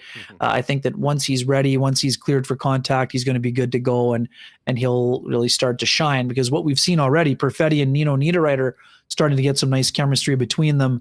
I do think that trio can do a lot of damage, and we've already seen what the top line has the potential to do. Obviously that was a power play goal, but those guys were creating and generating plenty of offense between Kyle Connor, Mark Scheifele, and Gabe Vilardi. I think that 1-2 punch down the middle is going to be really explosive. And I know, as you've been talking about throughout the course of the week, Alex Alafalo is going to bring in offensive dynamic to that third line that we haven't really seen since Andrew Kopp has left. Yeah, we were comparing. I was just looking at the numbers of Alafalo, and I think based on the numbers, this is probably the most offensively talented player that Adam Lowry's had on his line, period. I mean, Andrew Kopp did have a couple years that he was in, but Alafalo has consistently scored in the mid-teens every year, has been above half a point a game in the numbers. And the one thing that's really stood out to me, Ken, from the limited exhibition action that we've seen here in Winnipeg, from both Vilardi and with Alafalo, is their defensive instincts. And I think Vilardi in particular is going to bring something to that line with Scheifele and Connor that, I mean, let's face it, is desperately needed. A defensive conscience on that line and a player that can still contribute offensively when the big boys get things going in the offensive zone. Yeah, no doubt. I mean, I think he's also a very cerebral player. So, I mean, I don't think that Paul Stastny is a great example in terms of skill set, but in terms of the way he thinks the game, the sort of the cerebral ability to think and be in spots and anticipate and all of those types of things. That's why I think there's a bit of a comparison there, not in terms of how they play and skill set, because obviously Vilardi's a guy who can really shoot it. Paul was more of a passing guy, but the way he can adapt to his line mates, I think, is where you're really going to see that kind of hockey IQ, hockey awareness kind of be on display for Gabe Vilardi. And yeah, I mean, as a guy who has played some center in the NHL on that line, it's going to be nice for Mark to have a bit of insulation when it comes to, third forward high, first guy back in the D zone, all of those sorts of things. And I mean, his intuition is something that we've really noticed early on here from Vilardi. And that pass he made to Kyle Connor is a great example. He didn't really shoulder check. And when he was asked about it, he said he just sort of felt like Kyle Connor was going to be there. But at the same time, this wasn't just a prayer between the legs, no look pass. It was something that he had thought about and anticipated Connor being there. And Kyle Connor absolutely ripped that puck past Dustin Wolf before he knew it was on his stick. So those are the types of things you're looking for in terms of chemistry building. And that's a great example, even though it came during a man advantage scenario. But yeah, going back to Iafallo, I've loved how he's fit in on that line. You'll be able to play him anywhere. The Jets are super fortunate with Nemesnikov and Iafallo that you can play these guys. They're Swiss Army knife 1 and 2, if you will. You can play him up and down the lineup. The benefit with Nemesnikov is you can play him at center if you need him there. But those two guys have really done a nice job so far. And, for Mason Appleton, he needs to stay healthy also. We've been talking about health a lot, Huss, in this segment, but he needs to stay healthy because he's the kind of guy that is going to have to show he can be a double-digit goal scorer, or else Nemesnikov is a guy that may be used in that spot, Huss. I mean, we know that in one of his first several games, it was Nemesnikov on that line going up against Connor McDavid on that Saturday night home game against the Oilers. And Nemesnikov, I think, had a goal and an assist, and I think they kept McDavid off the board entirely. They certainly did it 5-on-5. So that's the internal competition we've been talking about from the very beginning. Morgan Barron is a guy who, showed some flair and potential as a third line player, but is now on the fourth. So that competition's not ending when training camp ends, Huss. Those guys are going to want to be in a battle for minutes, and they also want to show Rick Bowness that even if they aren't on the third line, that they can count on that fourth line to be playing 10 or 12 minutes rather than 6 or 7, which is a situation that the Jets can't get themselves into this year. This is not a knock on Appleton. I've always been a fan of his.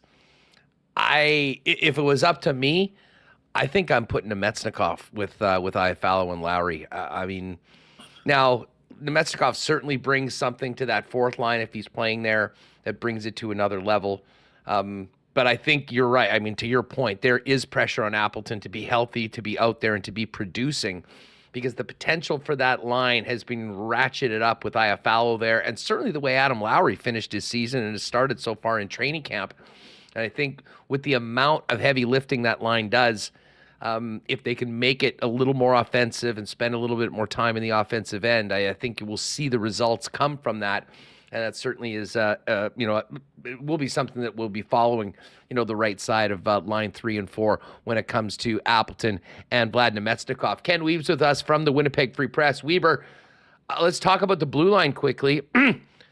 We knew that it was packed. It was a bit of a logjam. Now, obviously, there's been a couple guys nicked up that have missed a little bit of time, but give us the Ken Wiebe power poll right now when it comes to the bottom of that depth chart, fighting for, let's just assume the top 6 is the top 6. What's the depth chart right now in your mind when it comes to 7, 8, 9, 10 with the likes of Billy, Declan Chisholm, Logan Stanley, and Capobianco? Yeah, right now, Huss, I would say the youngsters probably have a little bit of leg up in terms of how they've performed, and they've done what they've needed to do. But now, again, is when it gets interesting for those guys. They need to do it against NHL lineups now. They've done it nicely against mostly AHL lineups. Against the Oilers, it was a little bit more veteran-laden, but they wasn't against 97 or 29. Now, they're going to face a little bit of a tougher battle here. Now, I find it interesting that Chisholm was given the first opportunity to run the first power play rather than Heinola. But in terms of the 5-on-5 play, actually, I thought Billy's game was slightly ahead of Chisholm's maybe in game 2. I thought they were pretty even in game 1. Certainly not ready to make any declarations, but I would say that those guys are both, have really done a nice job of keeping themselves in the discussion. Nowhere close to cutting themselves, in the words of Rick Bowness. Logan Stanley obviously gets points for his willingness to step up for Cole Perfetti. But in the grand scheme of things, Huss, through no fault of his own, because it was absurd that was called an instigator and a fighting major when the other guy turtled, and the instigation was the hit itself. It wasn't the fight. The fight always happens after a hit like that. I didn't like the way that was called. And I wouldn't have liked it if it was called that way if it had been a Jets player hitting a Flames player, and the Flames player what about before they added the 5-minute measure? It looked like the Jets were going to be shorthanded at that point. I was up in 316 ridiculous. Losing my mind at the moment. I know, Huss. Same thing. It was absolutely ridiculous. So that's my long-winded way of saying that everyone pointing to time on ice, Huss, in this debate. Huss, the reason why the time on ice has such a disparity, Logan Stanley spent a period in the penalty box. And that didn't mean that the coach didn't want to play him. Now, having said that, Logan Stanley is going to need to do something to differentiate himself in terms of his on-ice play, whether that's hits or, net front presence or penalty killing or some of those other things, because he's not asked to do the same job as Declan Chisholm or Ville Heinola. I've liked what I've seen from both of the young kids in terms of their ability to, close on their opponent, hit and pin, seal a little bit, get moving. But Rick Bowness was not thrilled about the retrievals, and he was also talking to those young players in that game itself. Now, Calgary did a great job of getting in on the forecheck, using their big bodies. to be, kind of impose their will physically. But as the game went on, those young guys started to move the puck a little better. Now it's all about puck movement for those guys.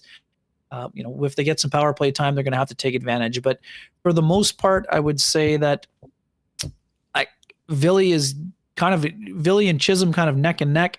Capobianco, I would have put probably in that mix. But now the fact that Capobianco has been injured, it almost puts him to the back of the bus, Huss. And I know that's unfair, but it's kind of like the football if you can't make the team from the tub kind of situation for Capobianco. So although I liked his first game, the fact that he's going to have this nagging groin injury might kind of knock him.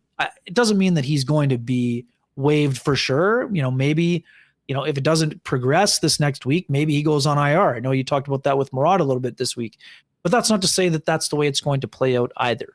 But right now, I would say the young players are ahead of Logan Stanley in terms of the things they needed to do. But I think that this, to me, Huss, is like the CFL. The season really only starts after Labor Day. So for all of these players in that discussion, including Stanley, I think they need to start showing that now against NHL competition. Now, what we also know is that with Nate Schmidt out, they're going to need to get Nate Schmidt some games in the last 2 games. So I don't know how many more opportunities are going to be available for those young players in Heinola and Chisholm. So do something to differentiate yourself this evening. That would be my advice to them. Because if they do that, now that difficult decision that Rick Bowness talked about having to make at the start of training camp could be upon us in just over 1 week's time, I guess. All right, Kenny, listen, we've just got a couple minutes left. Hacksaw's going to jump on right away. Yep. Let's take off you can throw the press creds under the bed. You can take your Big J hat off. Let's put the fan hat on for a minute. How are you feeling about the Blue Jays going into this final week? And I mean, I guess, is the magic number 1? Well, it's 2 because Seattle rallied last night in the 9th against Aroldis Chapman, so it is a magic number of 2 on Seattle, I believe. So how are you feeling right now? And what's the best case scenario for the Blue Jays this weekend in your mind as it pertains? Like, is it actually finishing in the 3rd wild card and going up against the Twins, or is it just get in, make sure that Gausman doesn't have to pitch that last game, have your ace on the hill in game number 1, and see what happens? Yeah, Huss, the best case scenario for them is to take at least 2 out of 3 from the Tampa Bay Rays here. In terms of matchups, Huss, you know me, I'm a little bit greedy in terms of how I'm viewing my viewing habits.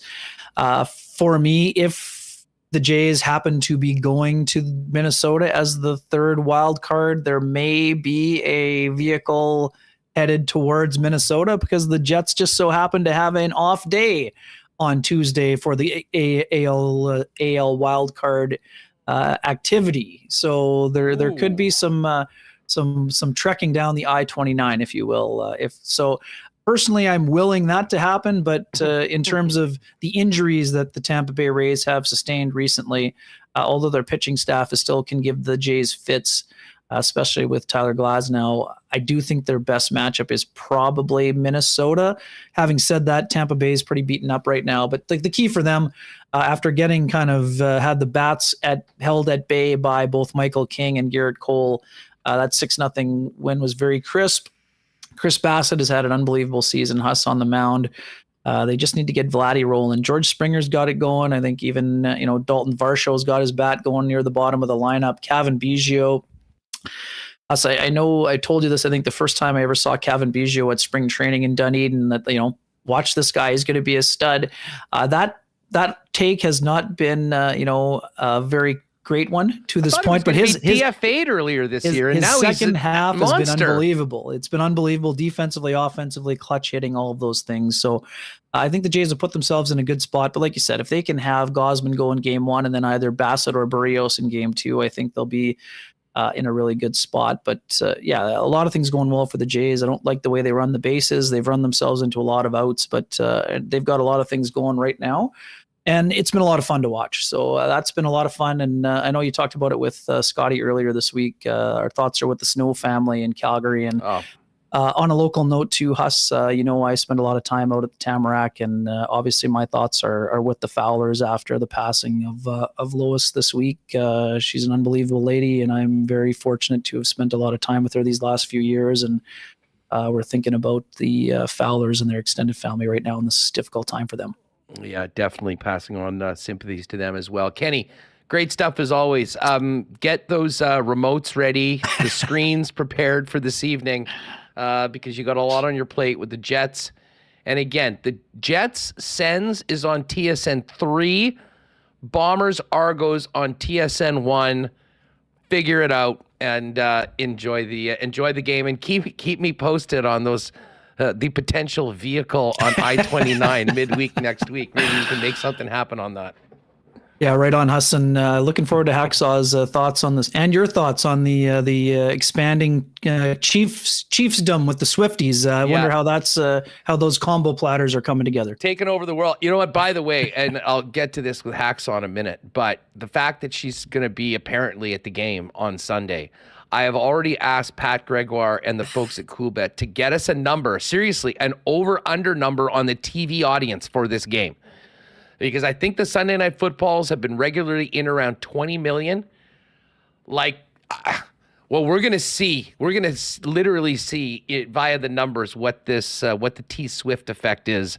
It will be extra millions and millions of people. So we'll figure it out. And to think about that, to watch Zach Wilson in prime time just goes to show the star power of the queen of pop music right now. Anyways, Kenny, great stuff, man. Having a great weekend. We'll talk to you soon. Yeah, you as well, Huss. Thanks for having me. Take care, my man. All right, good stuff. There's our boy Ken Wiebe. Yes, Hacksaw is coming up. Folks, don't forget, tonight, it's a 7 o'clock start, Bombers Argos. The game is sold out. But if you're going to the game, get there early. Princess Auto Tailgate Zone opens at 5 p.m. I regret that I don't know the name, but they've got a Juno-nominated artist playing at the Princess Auto Tailgate tonight. And maybe most importantly, $5 beers, $3.50 poppin' hot dogs, the best atmosphere in the CFL pregame. And everyone will be get ready to get loud, get in there early, welcome Andrew Harris back to the Peg, and then see the Bombers hopefully go to 11-4 and set up that first place showdown next week in the West for the Western Division with the BC Lions. Princess Auto, proud sponsors of the Bombers and Winnipeg Sports Talk. 2 locations in Winnipeg, Portage Avenue West, Panet Road, and you can always shop online 24/7, 365 at princessauto.com. I know the Consolidated Supply fellas are ready for the game tonight. Might see my guy Joe down there, Spicy, and the rest of the gang. But they're still busy, folks, because with this weather, still lots of time to work on irrigation systems for your property. Not to mention artificial turf, both indoor and outdoor, and golf carts. Well, we might not be on the golf course anymore. They've got some incredible vehicles for industrial use as the exclusive club car dealer in Manitoba, and other great options for your property, including hot tubs and amazing outdoor kitchens. And of course, Consolidated Supply, also the leaders in small engine parts and repair. So much waiting for you at Consolidated Supply for both your business or your home and property. Get on down to their showroom, open to the public, 1395 Niagara Road East, or you can find out more online at their website at cte.ca. Hey, might be time for a quick pop by Royal Sports before the game tonight. If you want to get some new Bomber merchandise to wear at the game and getting ready for the playoffs, Royal Sports is the spot. Tons of great exclusive pieces of Bomber merch that you can't find anywhere else. Not to mention thousands of pieces of Jets merch getting ready for the season coming up in a couple weeks. Not to mention NFL, Blue Jays, and so much more. And hey, Royal Sports also, with the puck dropping on hockey season, the hockey superstore in Winnipeg, family owned for over 40 years. Get on down to Royal Sports, 750 Pembina Highway, and make sure to give them a follow on Instagram at Royal Sports Pembina for the latest merchandise drops and sale information. And we were just talking about getting those remotes ready for the 2 games tonight with the Jets on the road and the Bombers at home. If you're not lucky enough to have a ticket for the game tonight, your next best place to go is, of course, your local Boston Pizza. Watch the Jets and the Bombers at the same time. Enjoy those delicious Boston wings, ice-cold schooners, gourmet pizzas, and the latest from the BP feature menu. And hey, if you are staying at home, you can always get the great taste of BP by ordering online at bostonpizza.com. All right, let's do it. It's Hacksaw time, Friday afternoon. We'll get marbles going in a little bit. But we welcome in for the NFL Notebook, Lee Hacksaw Hamilton. And Lee, I never thought that I'd be leading off with this, but were you a Swiftie before, and are you a Swiftie now as Taylor Swift has entered the NFL universe and has taken over? Hustler, how much is too much? This is too much. I just want to watch the game. I'm not there yet. I don't need all the other ancillary stuff. That's okay for somebody else. Just show me Mahomes in Kansas City and the next game they're playing. America is just gone crazy. What's really important here? Her or the games? Come on now. Well, put it this way. When you're playing outfits like the Chicago Bears, maybe it was a good thing for the NFL that she was there. Although, think of how bad you have to be to get that game taken off of national TV at halftime when Taylor Swift's in the house and the entire internet is breaking right now. The Bears were so dreadful. And in some ways, Taylor Swift's probably saved prime time again because the Jets have Zach Wilson at quarterback and not a lot of hope right now. I mean, just quickly on the Zach Wilson situation, it seems like there's a lot of frustration in that Jet locker room right now because they have such a great team in just about every other spot, and yet they're not getting quarterbacking that's anywhere near an NFL level, and it's a big reason why they won't come anywhere close to meeting their high expectations at the beginning of the season without Aaron Rodgers. Their numbers are really shocking to me, and I thought Zach Wilson had a chance to probably be better this year because they went out and they got wide receivers that were not there the first 2 years when he was starting, when they imported these guys with Aaron Rodgers from Green Bay. The offensive line, which has been just shredded by injuries. They had 4 offensive tackles gone last year with significant injuries. The offensive line is kind of back intact, and he's just not playing well at all. And for a third-year guy this deep in his career not to be able to read defenses, and for him to operate in the pocket as if he's in slow motion and his decision-making just seems to be behind the curve. He's taken so many sacks, 75 sacks in 2.5 years as a starting quarterback with the Jets, and a ton of turnovers and the fumbles. And last week, Hustler, they were 2 for 14 on third downs. And he's going to lose the locker room if they don't get more competitive offensively. And this late date, I just don't know what Robert Saleh is going to do in terms of where do you go to get a quarterback at this point in time. I mean, the Colin Kaepernick thing is so far-fetched at this point because Kaepernick's been gone 7 years from the NFL, and they just signed Taylor Simeon, ex-Denver Bronco quarterback, and he's a journeyman at best, and he hasn't played much in the last couple of years. So that the Jets are in a world of hurt, and I'm shocked that Zach Wilson is not more composed and more intellectually grown as a quarterback in the league. He still looks like he's way behind the power curve. I think it's a disaster situation for the Jets. And you look at their defense, and you look at what they put around that quarterback. They need a quarterback and get the job done. He's a deer in the headlights every time, and they snap the ball to him pretty much right now. Lee, there's some other big problems off the field. And, I mean, listen, I know we're usually talking about the games, and we will get to those, but that video from Chandler Jones was disturbing. I mean, this is a person that is not in a great place. We hadn't talked a lot about this in the past, but, I mean, this is a guy that was supposed to be an impact player for him. Not only is he there, he's seemingly breaking down online. What is going on with Jones, and what are you hearing about his future with the Raiders and the situation with him? Well, I'm kind of aghast that it has deteriorated as fast as it has. But you know what? These guys are involved in a very physical sport and a rugged sport, and they take a lot of hits in this sport.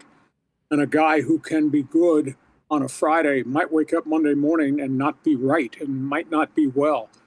This is a very scary mental health issue to me, and I'm the only one that I know that's, quote, used those words.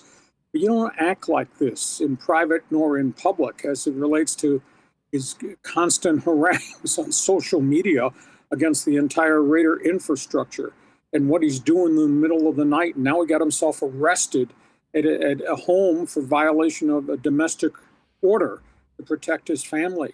He was in a mental health facility and finally was checked out. I just asked the question, where's his agent in all this? Because the agent is the buffer. The agent is the one that can jump in and grab the client and get him some help. Where's the union in all this? He is a card-carrying member and a Pro Bowler as a part of the union. There are all these programs available. This guy just seems to be out there on his own with all these conflicts and all these problems, and there doesn't seem to be anybody stepping forward. And I know he attacked Dave Ziegler and he attacked Josh McDaniels. But at the end of the day, those guys need to step forward and pick up the flag and go meet with him and help him get the kind of help. And it seems to me that Chandler Jones is just out there by himself, and it just gets worse and worse. So this is a bad ending. I don't think he's going to be in the NFL for a period of time until they can figure out whether it's mental health, whether there's something going on in terms of concussions that impacts his thinking, blows to the different lobes of the brain can really change a player, or whether he's bipolar and there's something else that can be addressed. But this guy needs help, and I don't see that help coming from his agent, from the union, especially from the Raiders, and I think they owe it to him to just guide him to get him some help. Lee, what's going on in the Chargers secondary? It's really bad. J.C. Jackson was a Pro Bowler, had 25 interceptions with Belichick in New England, and jumped to the Chargers a year ago and signed a massive contract. I mean, I was stunned, an $82 million deal. That's not the way the Chargers have done business. I went back and looked at video when he played in New England, and my goodness, he was athletic, and he was just everywhere making plays. He comes to the Chargers, and it's like he's a lost soul. And I guess my critique is not so much against J.C. Jackson, although he probably deserves to take some heat, because I don't know that he works his craft. I don't think he practices real hard. My problem with the Chargers is you signed a check for $82 million with a guy that can't play press coverage, and that's what Brandon Staley plays. Last year's first 5 games, he was horrific. Guys were running by him, and he had just no clue what he was doing. I don't think he's a student of the game. He's an athlete. And then he starts this year after coming off knee surgery, and he gets smoked by Miami in the first half of the first game. I think we might have talked about this. He gave up pass plays of 27, 40, and 45 yards in the first quarter alone to the Miami Dolphins. Now he's been benched, and now he's got this legal mess back in Massachusetts with domestic problems and failure to appear in court and not paying a fine and not going to the counseling.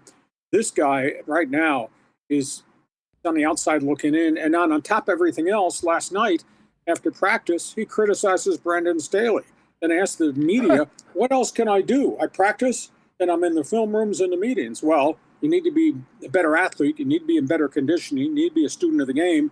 And you need to take care of your legal issues back in Massachusetts, which are threatening to pull him right off the field.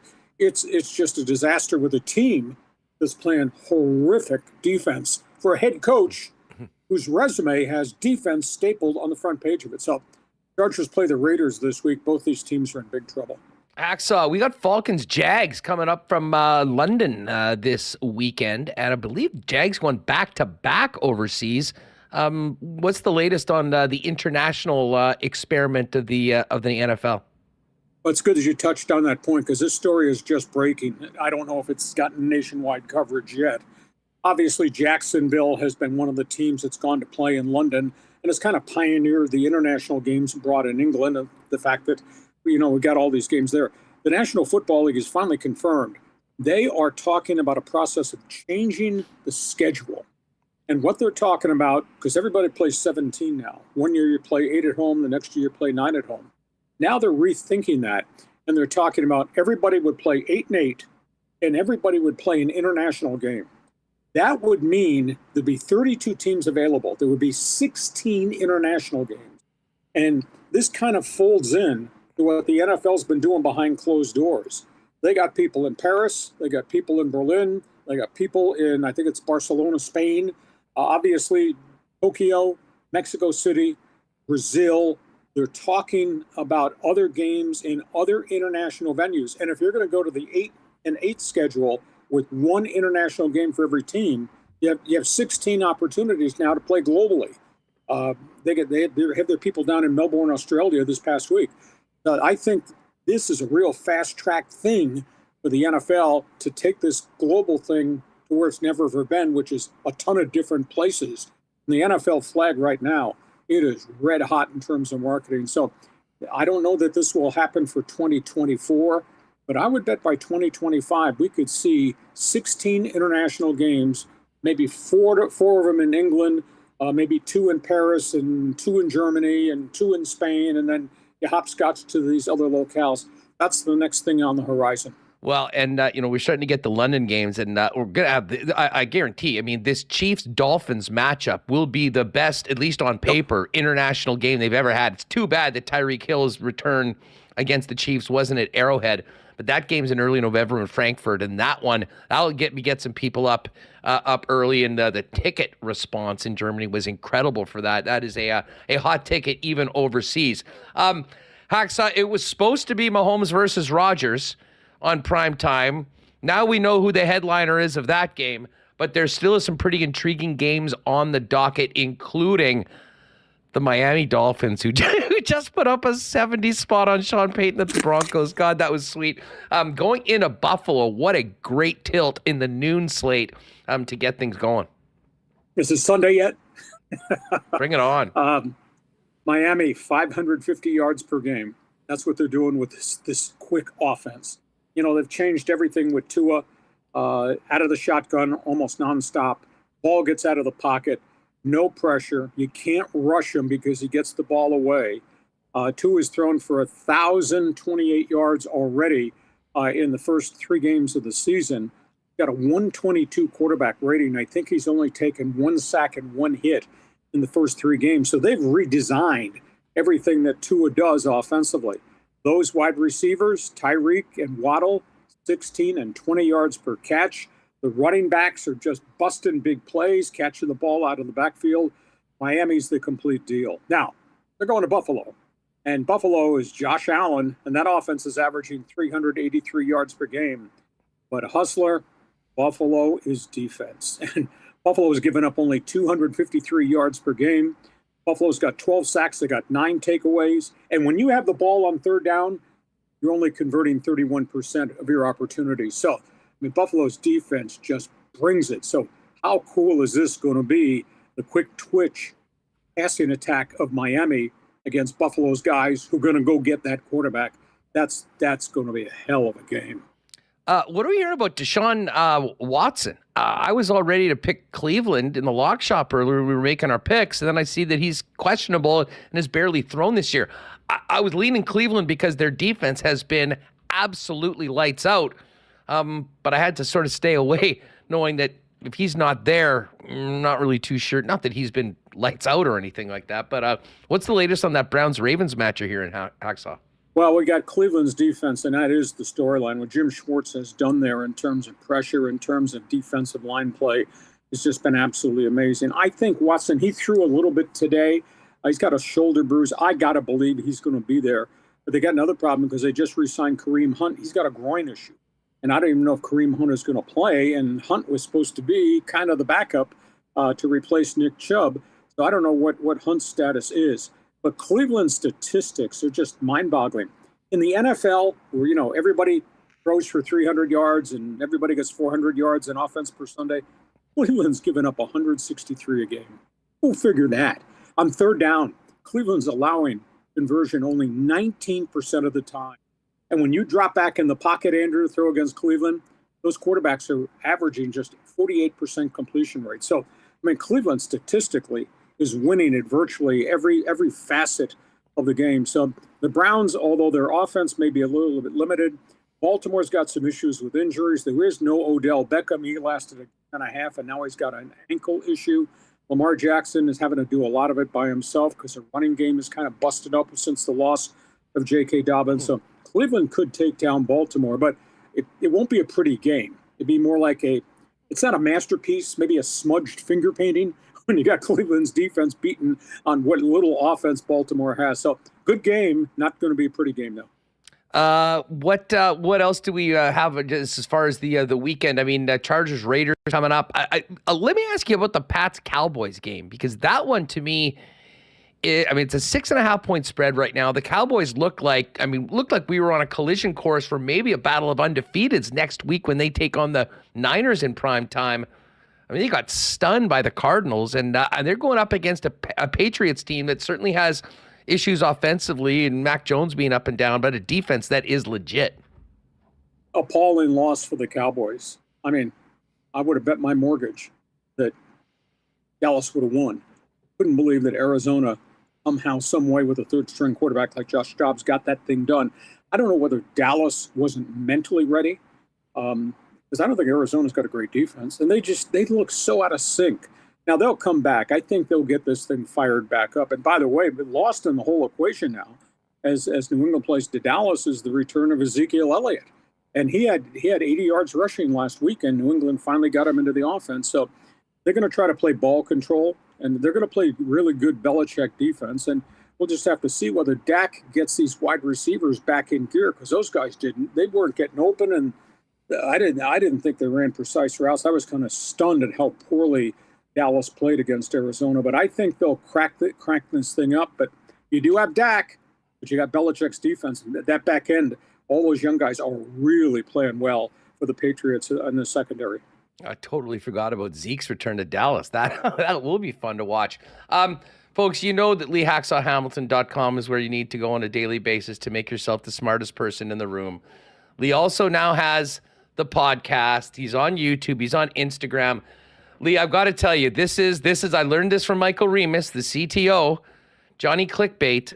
You know what you need to do for your next edition of Hacksaw is just put in the title Taylor Swift, Travis Kelce, Chiefs, maybe work in a few Taylor Swift references into it, and just watch the views pile up right now. Honestly, what do you think this is going to do to the Sunday night viewing audience? I'm already getting the guys that we work at the book to give us an over-under on it. I think it might smash records. It probably will. I don't know what it says about America, that America needs something like this to go beyond an NFL showdown game. It is the Jets. I know, but it is America. You know, America goes towards now Canada too, the shiny object. Look at the shiny object out there. So, but I'll tell you, that's not bad. I might do an Instagram when I come back on Monday, and how much is too much? And I think we'll get a few responses to that. Holy cow. I told you the story last week. I did one about, is this the right coach? Talking about the Chargers coach and the bad decisions.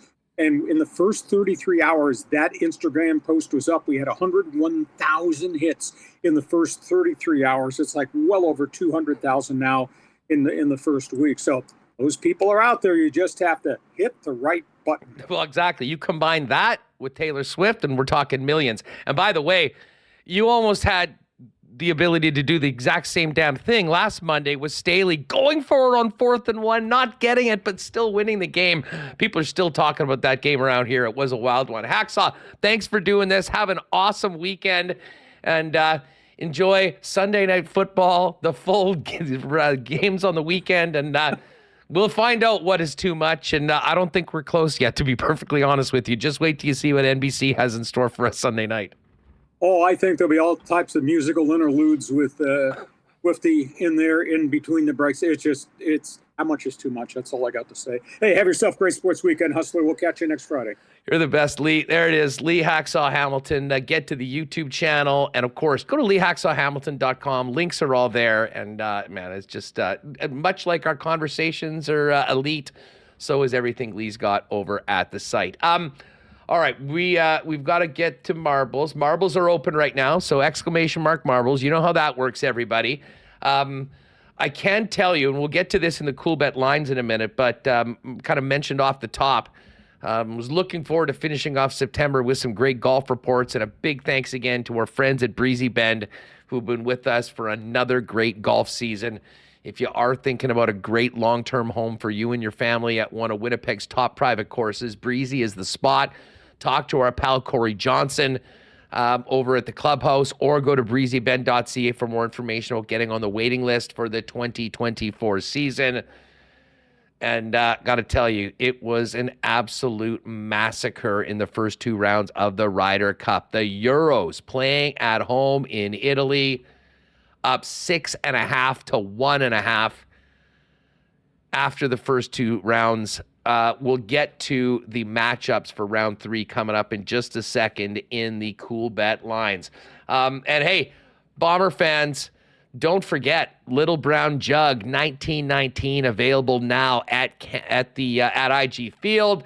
And of course, Jet fans, both 1919 and Generic, our new favorite summer beer, available at Canada Life Centre, as Little Brown Jug is official partners with both your Winnipeg Blue Bombers and Winnipeg Jets. If you're at the game tonight looking for 1919, you can find it at the poutineery locations on both the upper and lower level, as well as the hometown concession stand. And again, hey, beautiful weather this weekend. Last call for patio time at Little Brown Jug down on William Avenue. Check them out at littlebrownjug.ca as well, with local delivery options. All right, let's get Remo back in here. Good stuff with Hacksaw today. I was wondering whether Hacksaw was a Swiftie or not. I guess I shouldn't be surprised that he was not totally into it, but I am looking forward to seeing what the spectacle is like on Sunday if she actually shows up again and once again breaks the internet. Yeah, I'm all in on Travis Kelce and Taylor Swift. Very committed to knowing everything there is. I want to know, what's the getaway car this week. I guess it's in New York. Maybe there's not a car because he's Chopper. Yeah, Chopper. There it is. There it is. What you going to be dipping her chicken fingers in at the game? Seemingly Ranch again this week? Ketchup and Seemingly Ranch? Yeah. I can't even talk about that. I mean, never seen anything like this, but also never seen anything like Zach Wilson. So anything, it's almost like the NFL might be paying Taylor off, not that she needs money at all, to boost interest in games involving the Chicago Bears and New York Jets at this point in the schedule. Yes. So I'll be tuned in, and not for the football, because who wants to watch the Jets? I want to see all the shots of Taylor Swift. What new era Chiefs merchandise will she be wearing that will be skyrocketing in sales immediately after? The whole thing is pretty mind blowing. You know, I've got an autographed Travis Kelce football. Yeah. I wonder what that sort of memorabilia has got off. Not that it's even more special to me now than it was beforehand, because of course, you know, the world's number one couple. I've got a nice little signed piece of memorabilia from someone that apparently, according to some, that Taylor Swift put on the map, which is hilarious. The other talk is biggest, most popular Halloween costume this year is going to be Travis Kelce and Taylor Swift. Oh, put yeah. on a Kelce jersey and you're done. Either that or get that. Well, I know that outfit that he wore on Sunday sold out immediately. Oh, did it? What was that? Like, I mean, I don't know. It looked like it was sort of acid wash, but apparently it might have had something to do. Well, again, I've been spending a lot of time in these Taylor Swift streets on the internet lately, so there's all sorts of theories about literally everything that he's done, how it pertains to her. I won't get into them. That is really why we do need to start a separate show just on this topic that will immediately eclipse everything that we've worked so hard to establish with the Winnipeg Sports Talk. Just talking about that issue as well. Hey, listen, we'll get to the Coolbet lines in a minute. Again, marbles open, ! Marbles. You got about 5 minutes to get those in. But Remo, quickly, let's hear from Bones, because Rick did speak after practice today before the club went wheels up to Ottawa. Just quick in and out today, no hotel time. But first things first, Bones with a little bit of an injury update post-practice today. Appleton didn't skate with us, obviously, but he thinks he'll be ready to go for Monday, so he should be on the ice with us tomorrow. Same with Nate Schmidt, he should be on the ice with us tomorrow. Ehlers still feeling a little bit, but he should be cleared to play on Monday. Cole obviously skating out there, so we're getting there. All right, Bones with a little bit of an injury update. Shout out to our guy Dave Minuk of Illegal Curve, who was out there this morning. Got a chance to hang with Dave a little bit. Big IC show tomorrow, 9 a.m. You know where to find him. Rennie coming on and Craig Button as well. Here's a little bit more courtesy of Dave. Talked about poor Cody Barlow not getting into a game due to being sick for the last week. Well, unfortunately, he hasn't been on the ice with us. Right. So I talked to him this morning. It's more about his getting his health back more than anything right now. But and he's not going to get into a game. So what they're picking up now, I'm not very concerned about it, honestly. If they were going to play a game, then you got to be on top of it, you're understanding what we're doing. He's not going to play a game for us. So for me, the most important thing for him, get healthy, get feeling good again, and we'll go from there. All right, so there's a Rick bonus on Colby Barlow, who unfortunately has missed the majority of training camp after coming in for his first one with lots of excitement as the Jets' first-round pick in Nashville earlier this summer. One more from Coach, and this is just on his situation coming in this year. Is the second year as coach maybe a little easier than what he had on his plate last year, Bones? Yeah, last year was a lot more difficult because we had to change up quite a few things. This year we're tweaking things, but until we get our lineup on the ice in a game, and hopefully we'll have most of our lineup ready to go on Monday, then we'll get a better feel of where we are. We can practice one thing, we can show videos and everything, we can do all of that. We've got to put them in a game situation against an NHL team. Calgary will have a good lineup on Monday. I know Ottawa's coming in here next Thursday with pretty much their lineup, and we're hoping to do the same thing, and then we'll have a better feel. Okay, this is where we really need to focus on prior to the season opener. You know what, Reem? One thing I'll say, and I know Rick sort of said they're looking to have most of their lineup on Monday. I sincerely hope that Tyrell Bauer has a spot in the lineup for the Calgary game, considering what happened on Wednesday. I think you're able to maybe dress an extra guy or two. He'd be my choice for the lineup for Calgary, in addition to everybody else Bones wants to play to get ready for the season in the NHL. Yeah, are we going to have any fireworks like we did the other day? Like, is that Pospisil even going to be in the lineup? Doesn't even matter. Just go after whoever on Calgary. Just give them a little, away from the play. No, puck's nowhere near. Give them blindside elbow to the head. Just give a nice elbow. Yeah, the back of the head. So they can't prepare themselves for when it hits. So that being said, I would just love to see him drop him again. He's not in the lineup tonight against the Ottawa Senators, but a lot of people are still talking about that till the beginning of the game over on Wednesday night. All right, last call for marbles, everyone. Get them in! ! Marbles. Let's get to the Coolbet lines. Again, we just finished the lock shop. Fridays are always our biggest show in NFL season. We've got our best bets. We've got a couple in the exclusives. But we'll start off with tonight. Bombers steady at 7.5-point favorites at home against the Toronto Argonauts tonight. Total is 48.5. The BC Lions 10-point favorites against the Riders in the late game. Dusty's going to have that call from Vancouver. Alouettes and Red Blacks on Saturday. Montreal 2-point favorites in Ottawa, and the Calgary Stampeders and the Hamilton Tiger Cats, a battle of 4 and 10 teams going at it in the Hammer. Hamilton 2-point favorites. We just hit, a couple of the big games in the National Football League. We can tell you that the Bills are now 3-point favorites over the Miami Dolphins. Patriots 6.5-point underdogs in Dallas. The Chiefs, 8.5-point favorites in New York to take on the Jets in that primetime Sunday night game. But a lot of really close games. Rams-Colts, basically a pick-em right now. Steelers, 3-point favorites over the Texans. The Browns, 1.5-point favorites over the Baltimore Ravens. And the battle of the basement, the Denver Broncos, inexplicably, well, no, there is an explanation. This is just how bad the Bears have been. They gave up 70 points last week, and they're 3-point favorites on the road with an 0-3 record. But over to the exclusives we go. The Lock Shop section has the Winnipeg, our CFL parlay that is up right now. It's plus 630. We've got the Bombers minus 7.5. We've got the Rough Riders plus 10.5. And the Alouettes minus 1.5. That one comes in at plus 630. And I will tell you that we do have, they're not up yet, but pay attention to the exclusive section. The Lock Shop Partner Parlay will be going up soon. We've got Miami plus 3.5 in Buffalo. We've got Tampa plus 3.5 in New Orleans. And under 39.5 total in the Cleveland-Baltimore game. And then I've got a little teased ride with Huss special. Pittsburgh minus 2.5, Washington plus 10.5, New England plus 7.5. And both of those will be in excess of 5-1, just waiting for them to get put up at Coolbet. And I've mentioned we now have Ryder Cup matchups for the early round tomorrow. This is going to get going about 12:30 Winnipeg time. And I believe this is now, the first night was on Golf Channel. I'm pretty sure TSN's going to have these. McElroy and Fleetwood out first against Justin Thomas and Jordan Spieth.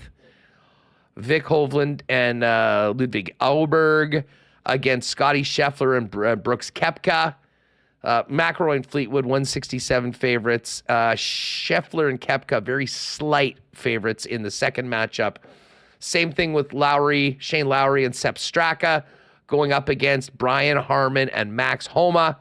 And then the final matchup, John Rahm, Tyrrell Hatton, Patrick Cantlay, Xander Schauffele, U.S. 5 points back after the first 8 points, total of 28, 14.5 needed to win the Ryder Cup. If it is 14-14, U.S. will retain. If you haven't played a Coolbet before, use the promo code WST for a 100% bonus on your first deposit up to $200 over at Coolbet. And again, check out the Lock Shop video available at Edmonton Sports Talk site, and search Lock Shop wherever you get your favorite podcasts if you want to listen to what we've got cooking heading into NFL Sunday. All right, Reem, we can last call and get going on marbles. What do you say? Sure, last call. Oh, we do have some Jets tweeting out the projected lines here.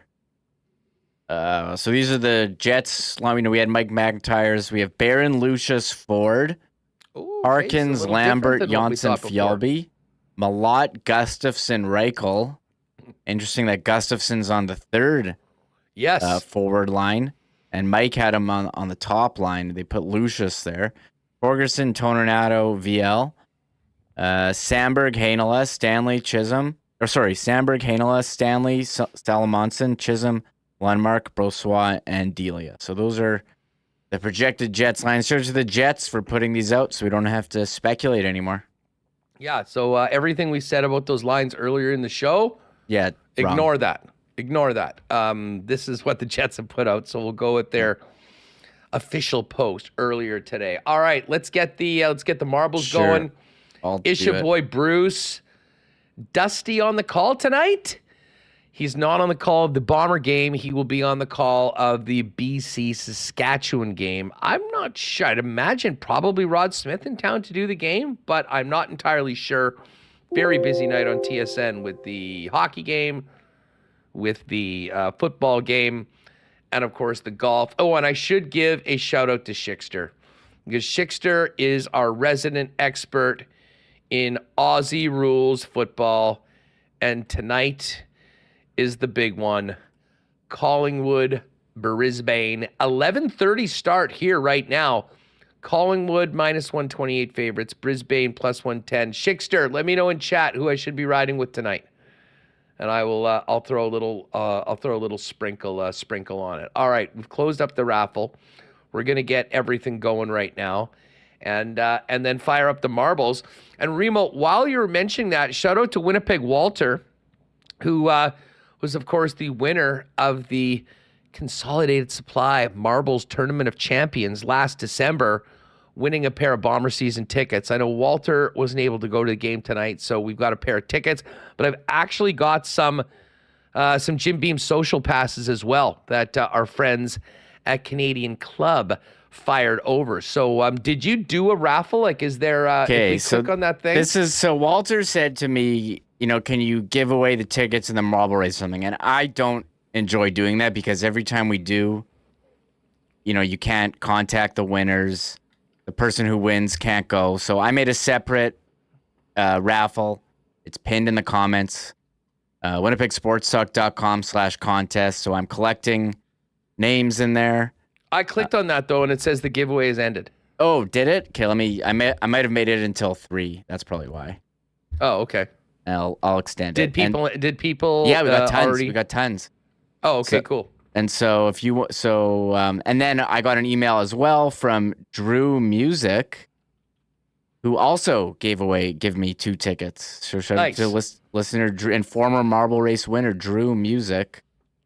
So we guess if you entered, you got a pretty good chance of getting some tickets. So we'll just do this afterwards. Yeah, we'll just do it after. When we'll email. We'll pick them and we will just email the winners. So if you entered the contest, check your email half an hour after the show. And if you've got either tickets or the social passes, which where you won't have a seat, but you will have a free CC and ginger. We'll get you set up with that, and if you can make it, fantastic. If not, pass them on to someone that can go. So that is pinned in the comments. Yeah, it's still going. It says there's like 20 minutes left. I have it till 3:30. Excellent. Okay, I don't know why it doesn't work for me, but as long as it works for other people, that's what matters. Yeah. So here, let me grab. So how many entries do we have in this? 191. Nicely done. 191 folks looking for Marbles glory. And you know what? Listen, while we've got it, I know there's some people that maybe just popped in later on in the program to get in the marble race, and we'll check the rest of the show or later on. Don't forget, gang, that the WST group for our Winnipeg Jets ticket package continues to grow. We had such great response early on, and thank you again to everyone that jumped on the package. Can't wait to hang and party with you all for those 4 games this year. Here's what you need to know if you've missed it. It's a 4-game package for the Jets. We're doing it. We started off in section 316, which is my favorite section where I'm normally there with my season tickets. We had 4 rows there. We filled those. We've now across into section 317, but basically coming out the same aisle. 4 great games. $375, taxes in for the entire pack. You'll get a free beer, drink, soda, or water at each of the games, and that's going to be done through the Winnipeg Jets app. The 4 games are awesome. Dubois' return, 2nd game of the season, LA Kings, October 17th. November 30th, McDavid and the Oilers coming in, a Thursday night game. Saturday, January 27th against the Leafs. Jets will be wearing the 48 jerseys that night. And then the final game could be a huge one when it comes to the playoff race. Thursday, April 5th against April 4th against the Calgary Flames. All 4 games, all included in section 316, and we'll have early entry for WSTers for those games, probably about a half hour before the doors open. We'll set up shop in that bar right outside our section.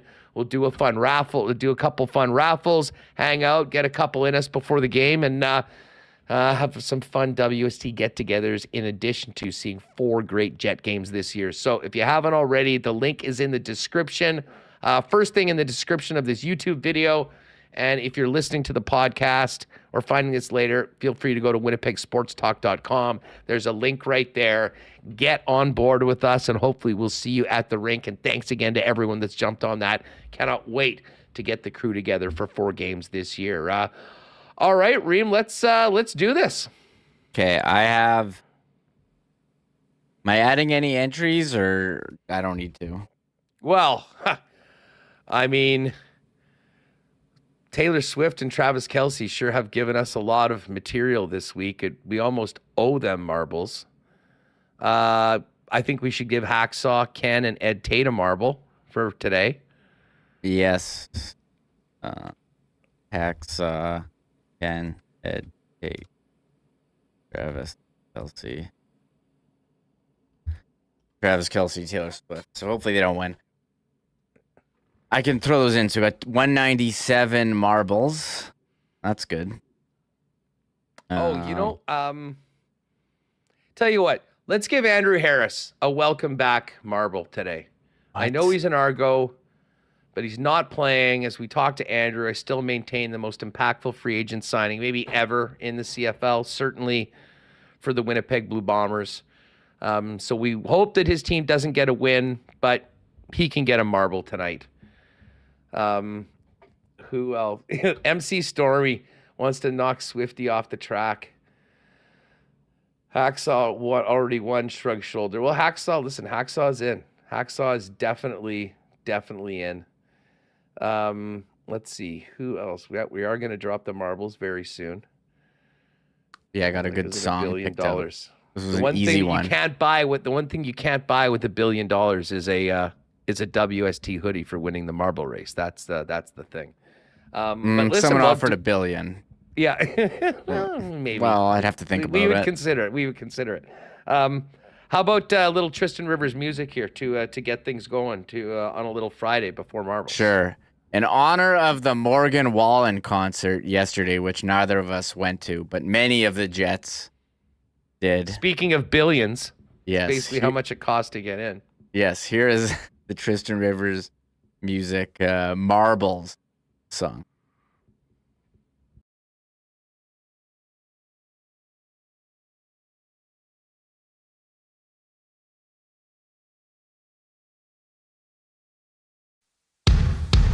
It's Friday, another week of work's gone by. You deserve to treat yourself, maybe an ice cream truck or a bottle of beer.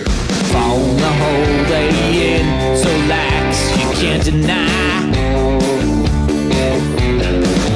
Why use effort even for pleasure? Give blind luck a try. It's time to do a marble race. Nose can separate best to worst. Marble race. Just tie the marbles with the punctuation first. Marble race. Truck beer, blue jeans, girl, go back from town. Truck beer. Marble race. To your mark before it's too late. Set, go. Truck. The country version. The country version, yeah. Just speaking of that, while we get the marbles ready, did anybody go to, anybody in the chat go to Morgan Wallen last night? There's that one song that we've all heard a million times that I'm familiar with that I don't know the name of. But again, we did talk. I could not believe. I think, what did you say yesterday, Remis? You looked on StubHub during the show, and the cheapest ticket, the get-in price, was $500. Oh, it was, yeah, like $400 or $500 was the get-in. I couldn't believe it. Wow. Well, hey, that's supply and demand, I guess. There was a huge demand. I think the entire team was there pretty much last night, taking it in. We talked to Goose. He said they had a good time, and I know Connor. Should have got Connor on today. In and around now. He could have given us a review. The 20-somethings were well represented last night at Morgan Wallen, and I know Connor was there. So there you go. But a great choice of the Marbles intro song right now. Now, while you get that out, one thing I've been meaning to mention this. You told me about this on Monday, Reem. I got to give a shout out, and this is just a great WST moment, to Randy D and Yin Vivian, who... what was the story? They apparently knew each other like 30 years ago and reconnected in the chat and ended up meeting up at Tim Hortons to have a coffee and to do a little reconnecting. Some more magic from the WST chat. Yeah, let me just pull this up. I got an email the other day from them that they knew each other. I think they went to high school or something and hadn't seen each other for a while. Let me pull up. Sorry. Yin. I see Yin in the chat. Randy D's in there. We met him at the trivia night. She said, 2 WST chatters have a reunion at St. Vital Tim Hortons. Haven't seen each other for 30 years. Randy and Yin. So shout out to, Yin in chat says old friends. Awesome. Incredible. It was, yeah, I mean, hey, listen, just another, as Eric said, a WST. He says I can moment. show the picture. I didn't want to show it picture. without permission. Well, hey, listen, Yin's calling the shots here. She sent it over. So we've got Yin and Randy. Look at this. WST getting together. Tim Hortons. Gotta love it. Look at those smiling faces, much like all the smiles now getting ready for marbles. Yin, thanks for that email. That was awesome. I've been meaning to mention that all week, and great to see you and Randy connecting. And obviously, Randy, was great to meet you at the WST event. Yin, we got to get you out to the next time we do that. You guys can be the start of a sport trivia team for our next sports trivia night. All right, well, there's only one thing left to do. It's Friday afternoon. We got a football game tonight. We got a hockey game tonight. We got to get on with the weekend, so that means it's time to drop the marbles. What track are we doing today, Reem? Okay, I tested a bunch earlier. That's part of my job on Friday. Here, one sec. All right, I'll make sure that, so we got 197 names in. Okay, right and on. The one that I tested, heroic, outrageous, orbs. I love the sound of this. This one was, I went to the community maps, checked it out. This one was interesting. Has a good finish. I like the sound. So the measures, heroic, outrageous orbs, brand new track, sourced by the CTO, tested and approved, referred to as interesting. Let's see. All right. Good luck to everybody in chat. And again, jump in if you want tickets to the Bomber game tonight. We'll send out emails after the show if you were a winner. This is wild. Looks like a bit of a Plinko start to it. It looks like Vanishing Point. Oh, this is actually a wild one. Okay, who do we got here? We got Tom Ramsey. Al Broderick's looking pretty good. Tom Ramsey with the great start, out in first place. iHeart Gaming and Bobby B in the mix. There's a David, all caps Kyle's there. Who else do we have here? Bobby B, Frosty Winnipeg. Bobby B's in first. Bobby B, one of our favorites. Probably the biggest supporter of WST merch. Whoa! A bomb!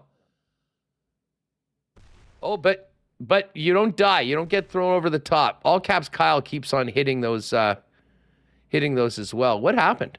There's some, where'd all the names go? Yeah, where'd all the names go? I hit something. There we go. There we go. The names are back. Names are back. They're back. Oh. And Bozeman's at the front right now. Look at Shorn in contention. Shorn's never won, but he's been in the mix many, many times. Greg M's done quite well before as well. I think Greg's a former winner. Todd 18. Oh, Russ Lowen just got bounced. Greg M in first. Todd, Bozeman, B.A. Bodger. Or I thought potentially it was B.A. that could be Booger. I think it could be Booger.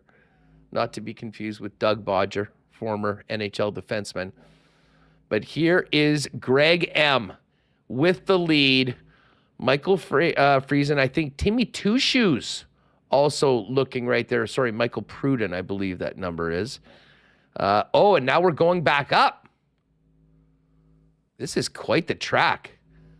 The heroic, outrageous orbs. This is going to be a wild finish here, Huss. They got to go through these like orbs here and then fall down to the finish over bottom left there. Here we go. Oh, Brennan, Dub, and Mitch just got bounced. M. Sheldon, these orbs are bottlenecking everybody. Keith Barkman's in the middle of it. Who else do we have? Oh, Andrew No Harris. one's getting through. This could be anybody. Andrew Harris is getting ready to bull. He needs some blocking. He needs a little bit of blocking through these orbs. I see Tyson's there in the mix. M. Sheldon. Bozeman. Where is it going to be? We got Shorn. We got Kelly Menard. We've got M. Sheldon. It is all coming down to this. This is an all-time track, I have to say. Bozeman is in first place. Could this be? Bozeman! First ever win! The dub! Bets head-to-head versus Ross. Every single marble race. There's no doubt about who won it today. The Bozeman. First time ever. Marbles champion. What an incredible run. M. Sheldon in second. Katie Menard. Mike Lay. Fourth. Accountant to the stars. Josh Conway. Pretty in Pionk. Timmy Two Shoe. Cruiser 24. And Clausen. The top 10 of today. But I can tell you. And Shorn has entered the marble race from Europe, from Hawaii. I believe he entered from Vegas a few weeks ago. One thing that never changes, doesn't matter where he is, he's entering in the marble race. So well done. First time victory in the heroic, outrageous orbs. We're definitely going to need to do that one again sometime. And Bozeman was the only one that got in under 3 minutes. 2:58, 3:08. And there you have the rest of the top 10. Michael Lay at 4, pretty in Pionk. And let's just roll down. Let's see how everybody else did today. If you're wondering what your final result was. Connor got in at 17th. Nicely done, Connor. Drew Music, 21st. Thanks again for those tickets, Drew. We'll get those out to a WSTer. Oh, look at Amanda, 27th. Nice little top 30 performance for her. SK, T-Cota Pauly, 34th. Quite good. We still haven't seen any of the Travis Kelce. Kelce came in at 43rd. Not bad. The Wind Dog, Mike Wynn at 48. There's Yin Vivian at 53rd. Nicely done. T. Will. As we continue down here, there's the Comet. Phyllis. Wow, Greg M was there, but then got held up. There's our friend Amy Wiebe. Hacksaw in at 27th. Boba Jet. Lori Love and Life. Our guy Bravo Bra. Taylor Swift, 99th. Came in top 100 performance. Not too bad. Although 99th, but only 108 finished. And there's everyone else that got bounced. But Bozeman, first ever victory. Congratulations. Congratulations, everyone. Good stuff, buddy. All caps Kyle, Hustler, hope to see you later. Remo, you going? I will definitely be there. I will definitely be there. And as I said, good luck to everyone. Oh, Gregory Liverpool, breaking news. The NFL has revised and reformed their gambling policy. Looking forward to getting a little more information on this one. I'm just getting the alerts on that. So they changed it so if you bet on non-NFL sports, non-NFL sports at the workplace, reduced from 6-game suspension to 2 games. So Jamison Williams and another player who's been suspended will be able to play now. And it just seemed like betting on a non-NFL sport from, I guess it was, a team hotel or something, got suspended for that. No, I think it was the team facility. Oh, team. I don't know. Like they have gambling ads 24/7. Like, I don't know. You can't place a bet on a non-NFL sport. So I guess because it's at the team facility, whatever. That's as long as they're not betting on actual NFL. So they had a bunch of suspensions. I think some of them, it was from. Didn't some people get suspended for betting on NFL at the team hotel? Was that a thing? If they bet on NFL, they were certainly getting suspended. Yeah, but no, bet on something else. Mars. Well, that's why Ridley got suspended. Because that's the number one rule. Don't bet on NFL. But if you're an NFL player, but betting on something else from a team hotel seems like a dumb reason to suspend someone, but whatever. Right on, folks. Great stuff. T-Will, I beat T-Swift. I got the belt for the best T in WST. Come at me, Taylor. Oh, man. Lots of fun today. Shout out to everyone that was with us. Thanks so much. Hit that red subscribe button. Tell a friend about Winnipeg Sports Talk. Walk them through. Hell, grab their phone and subscribe on YouTube for them if you have to. We got to get to 10K for October 11th for Puck Drop. And I will be doing that show from Calgary, getting ready for the first game of the season. Really looking forward to that. All right, folks, have a great one tonight. If you're at the Bomber game, say hi if you bump into me. If you're staying home, enjoy the hockey game, enjoy the Bombers, the Ryder Cup, NFL Sunday. We'll have some hockey to talk about. We'll have a game on Monday in Calgary to get ready for, which from the sounds of Coach Bones is going to be pretty much the lineup that they're hoping to ice. And then obviously one more game at home next week against the Ottawa Senators, which we'll be at as well. And other than that, just have an awesome weekend. Go Blue. Hopefully we'll be talking Victory Monday on the program. And then counting down to that huge game next Friday with the Bombers and the British Columbia Lions for supremacy in the West Division and the inside track on hosting the West Final. Thanks to our guests today, Ed Tait, Kenny Wiebe, Lee Hacksaw Hamilton, and all of you for making us a part of your day. Have an awesome weekend, everybody. We'll see you Monday right here on WST. Oh, my God! Oh! Shut it down! Let's go home! Thanks for tuning in to Winnipeg Sports Talk Daily. Make sure to subscribe on YouTube and your favorite podcast feed at winnipegsportstalk.com.